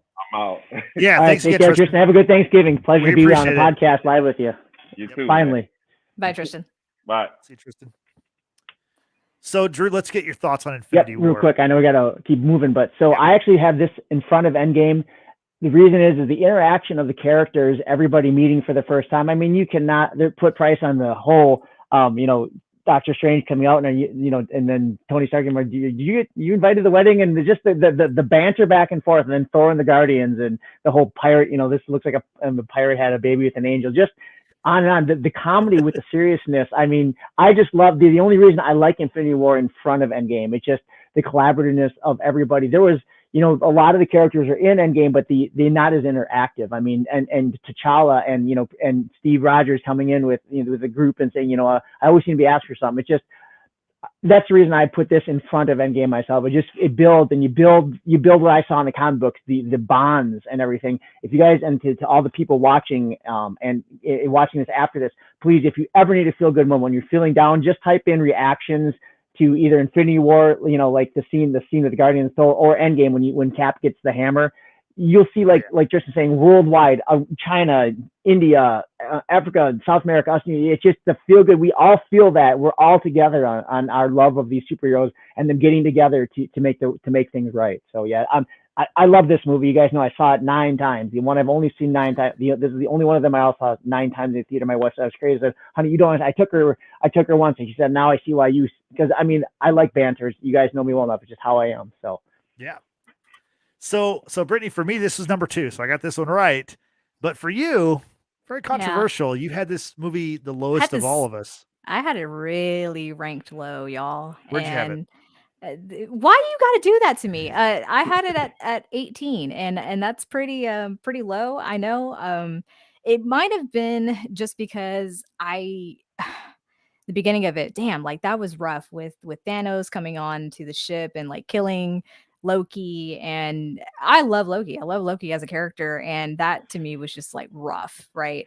There's so many other good things of this movie. It's not that I hate this movie. I enjoy this movie. Yeah. It's, for me, I can't sit down and rewatch it like I could Endgame or any of these other standalone type movies. It just doesn't hit it for me like it does for y'all. And it's hard to explain. I know that when we saw this movie together, Frank and George, or maybe it was just Frank, had already seen it. And he's kind of watching us watch the movie because he's weirdo like that. He sat behind us because he wanted to get our reactions to the end of the movie, because it was very much a Game of Thrones kind of situation where you didn't know who was, like, some of these characters are probably going to die, and we didn't know that like the snap was like they were going to be brought back. So literally, Frank was in the row behind us. Him and George were watching us watch the movie, and watching several of us watch the movie just to get our reaction to the final 10 minutes or whatever. Yeah. And I think because it might have something to do with the ending of it as well, is seeing so many of these characters just like dissolve. And then it's like, where does that leave you? And so there is this feeling of emptiness, and you're kind of like, Amber just said it here. It's a great word. Distraught is a light term for how I felt seeing Loki die. Yes, absolutely. So there's a lot of that. It was ripping me out of like my own self, and I don't like that feeling. And so obviously for them to convey this message, and for me to feel that way as an audience member, they obviously did their job well. But emotionally and mentally, I can't handle stuff like that. So I think that's partially the reason why I rank it so low, because I don't want to feel like that. Maybe I don't know if that makes any sense at all. It makes sense in my head. Nope, it does. But it hurt watching all that. Not because I was being watched by somebody else, but it just hurt watching. Yeah, that's not, that part is not at all freaky. But to your point, Brittany, I mean, I took my daughter and her friends. They were between their freshman and sophomore years of high school, and there was a lot of crying. I'm like, oh shit, like, what did I do? I took them when I see it the second time. You broke them. I mean, I guess I should have, right or wrong. The one other thing to note, this is one of the few MCU movies that has 0 bonus credit, because I sat through that the first 2 times, and I sat the second time because I saw it back to back, just like I did Black Panther. That has nothing in the credits. Do you guys realize that? There was nothing to promote it or anything. So that was really, because I'm like, was it Ant-Man? Wasn't there an Ant-Man thing? Or was that not that I recall? Not that I think Infinity War is one of the few that if you go through in the credits, there's Ant-Man. Well, Ant-Man was actually the end of. There was the snap, and because he got stuck in the quantum. Right, but that's actually the end of Ant-Man and the Wasp that happens. Oh, that's the end of Ant-Man and the Wasp, because they go back to this, and Ant-Man and the Wasp, everybody's all the little ashes thing that had the controller. This is one of the few facts people realize. There's nothing in the credits except that dark music, that thunder, and that emptiness. So I can handle it. myself, I don't know, not right or wrong, but I told my wife, I said, there's going to be a lot of upset people. So now the interesting thing is me as an IT person, right? I'm always in front of screen and stuff. So I always see the browsers and I'm always doing this and getting them out. Like I never got a spoiler. Somehow I was able to click quick. I'm really fast with my mouse. So I know sometimes, Justin, you said like the stuff with the multiverse of madness, I never knew it was coming because I'm able to just be really fast. Yeah. And plus I use a command line versus Windows a lot anyway. So I don't see a lot of things, but anyways, but to this one, I can see your point, Brittany. And it was an intense movie. And I remember the third time, like, oh my gosh. And then after that, I just enjoyed it for the different banters. And again, when I watch it again, I'm not going to lie, I skipped to the parts I like. I mean, I don't like watching Loki kill, but I'll watch the scene with, in the park and then some of that. But, and then the end scene is very intense. But now, to me, it's very rewatchable. Mhm. What Tristan talked about earlier with the first Avengers movie being like a template for how to do these movies. This is like a template times 10 because you have so many more characters. Each character, they're paired off with other characters that maybe you wouldn't expect them to be paired off with. right. And that's how the storyline plays out. It's so perfectly done. The ending of it, obviously, the battle in Wakanda, then the snap happens. As we're seeing these characters go away, like Peter Parker, he's right there with Tony Stark, and he's like, oh, I don't feel so, Mr. Stark, I don't feel so good, and he disappears. Like, that was something. Thankfully, none of that stuff was spoiled for me. I was able to avoid the spoilers for that Mhm. movie. That was honestly like one of those shocking moments in a movie. Like seeing stuff that happened in a movie was incredibly shocking. Yeah, it was Thanos, he won, like it was the Empire Strikes Back. The bad guys won this time. So that leads us perfectly into our number one, which of course, Brittany, our number one is Avengers Endgame. Mhm. Avengers Endgame. Now, okay, I told you about how we had 6 people do these rankings, right? So if whatever your number one movie was would get 30 points, right? So a perfect score for a film would be 180 points. Avengers Endgame got 174 points because it was the number one movie for both for Tristan, for Brittany, and myself. We all ranked it number one, and George, Frank, and Drew all had it high also. So that's why it was 6 points away from a perfect score. The movie was released April 26, 2019, a runtime of 3 hours and 1 minute. It's the longest film in the MCU. It's also the most profitable, 2.7 billion at the box office. Before the re-release of Avatar, Avengers Endgame was the highest grossing movie of all time. So anyway, the damn Smurfs have passed us again. But I mean, this movie, there are so many moments in this movie. I mean, honestly, we could do a podcast about the top 10 moments from Endgame, and I've thought about that, and that might happen one day because there's so many moments. Cap with the hammer, Avengers assemble, Tony Stark, I am Iron Man, the final thing he says to save everyone, like Cheeseburgers. right. Yep. And Yep. the parallel between I am Iron Man, which is what he says in the first movie at the end of the press conference where he's like, I am Iron Man, like he tells the whole world, and then for that to be his final thing he says to save the world, because as we know throughout the story, Cap says you're not the guy to make the sacrifice play or whatever. You're not, like Captain America is. Even before he had Yeah. the super serum in the first Avenger, he dove on the grenade, whereas Tony's the billionaire philanthropist, playboy, whatever, and Cap tells him like you're not that person. Well, in the end, Tony Stark He was is. that person. So One. the movie, I think, honestly, it's one of the greatest movies I think I've ever seen. I saw it 3 times in theaters. I've seen it many more times since it's been on Disney Plus. I bought the DVD for it, or the Blu-ray or whatever. What a film! I mean, honestly, it's one of my favorite movies of all time. I think there might be a couple of Christopher Nolan Batman movies that might contend for it being the greatest superhero movie of all time, but it's way up there for me. Drew, what are your thoughts on Endgame? You guys know it's right behind Infinity War. I always think of Doctor Strange doing this to Tony Stark. There's one outcome of the five. So the one outcome. I mean, this movie is phenomenal. It's but and one thing as a fan, and I got to know you guys this a year later. Please go watch their rebroadcast. You guys did an amazing job covering this movie. Put some comments there, but yeah, there's nothing you missed in that podcast from over 3 years ago now, and it was well done.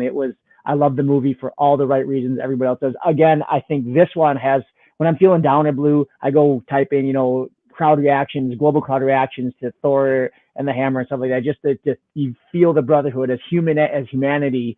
A lot like Independence Day. We're humanity. We're all together in this. You really feel that. So, you guys know I'm with it. I'm with you guys.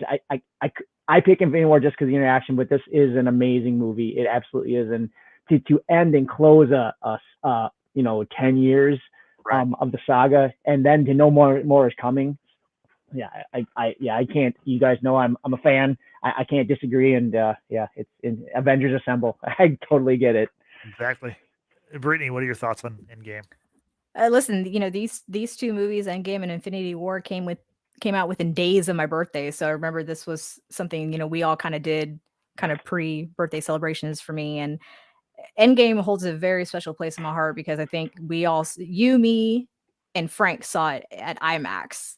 Right. Kind of not really close to the screen, but pretty close. And it was our second or third viewing too that time. Yeah, something like that. Yeah. And so when we saw it, and I'll remember the guy sitting next to, was it me or Frank?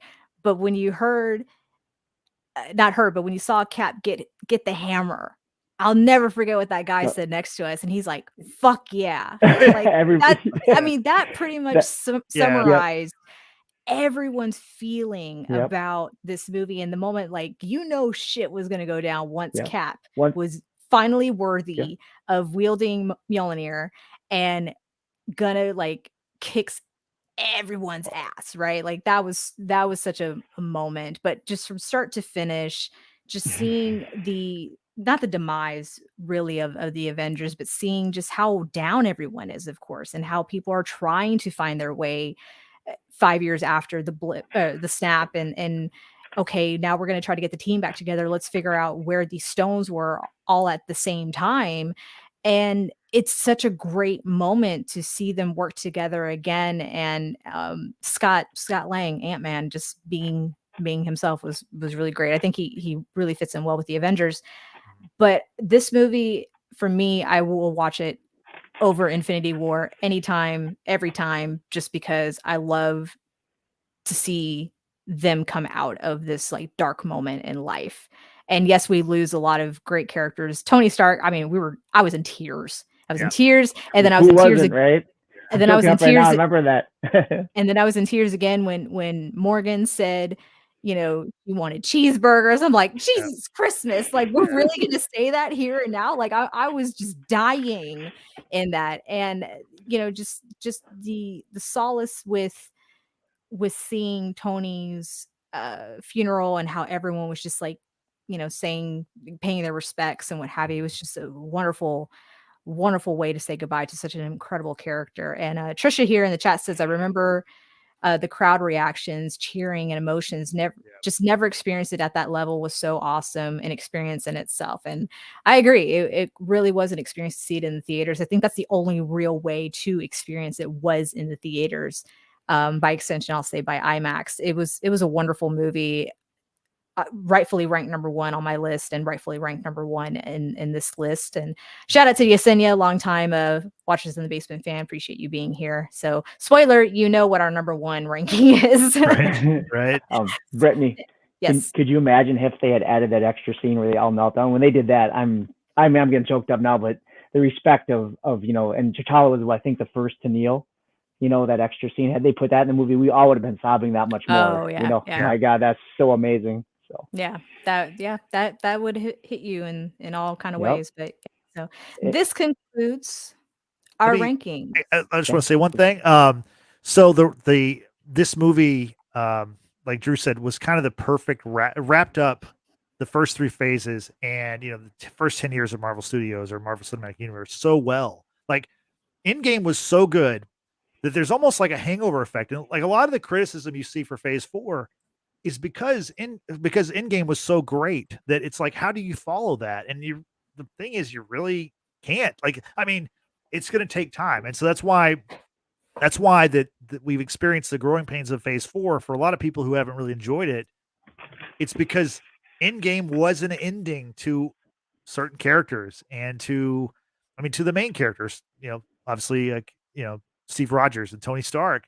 Yep. And where do you go from there? And so now we're trying to figure that out with Phase 4. So that's why I think that by the time we get to the end of Phase 6, I think we'll see something similar to Endgame. I don't know if it'll top Endgame. I don't know if anything will ever top Endgame. I agree. But it's there's a hangover effect in going on because of how great this movie is. It truly is like one of the greatest movies I think ever made. And it's, unbelievable they pulled it all off. So that's it, Brittany. That's our number one. Do you want to recap our top 10? Yep, there we go. Thank you. I do definitely want to recap the top Forgot 10. what they were. We were Just a focusing so much. reminder. Just a reminder for everyone in the chat. Appreciate you being here, weighing in on our rankings. I know they seem a little crazy, but we definitely want to hear your rankings as well. So leave a comment here in the video. Don't forget to like this video and don't forget to subscribe if you already haven't. But our top 10 is number 10, Thor Ragnarok. Number 9, Iron Man. Number 8, Captain America, the Winter Soldier.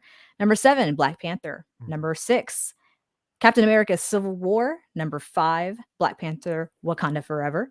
Number 4, Marvel's Avengers. Number 3, Spider-Man No Way Home. Number 2, Avengers Infinity War. And number 1, Avengers Endgame. Thank you, Brittany. So now that you've seen our list, our rankings from 1 to 30, we want to know what you think of our list. You can do that in the comments below, or you can do it on social media. And Brittany, how can people find us on social media? Once again, subscribe to our YouTube channel, like this video, turn on your notifications. That way you know the next time we will be doing a live stream. Coming up this week will be Yellowstone, as well as Gangs of London, if y'all are interested in that. However, be sure to follow us on Facebook, Twitter, and Instagram using, well, I don't know how much longer we'll have Twitter, but you know what? Go ahead. It's still around You for just now. was gone. Yeah. You Go just was ahead. gone.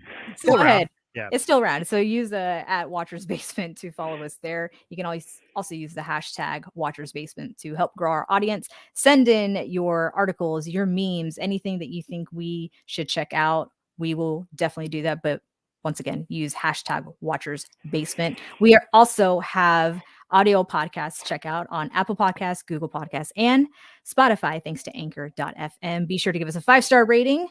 Really helps out our channel as well, because although we are not a large podcast, we are a proud one.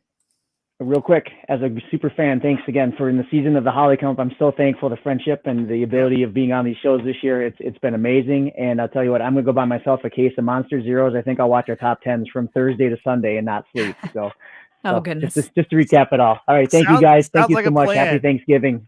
Yeah, happy Thanksgiving, Drew. We loved having you on. We'll definitely have you on again. So thanks for joining us. We appreciate it. So for Drew, for Brittany, this is Justin saying we'll see you next time. Thanks for watching. Thanks for listening. Happy Thanksgiving, and have a good evening. Bye-bye.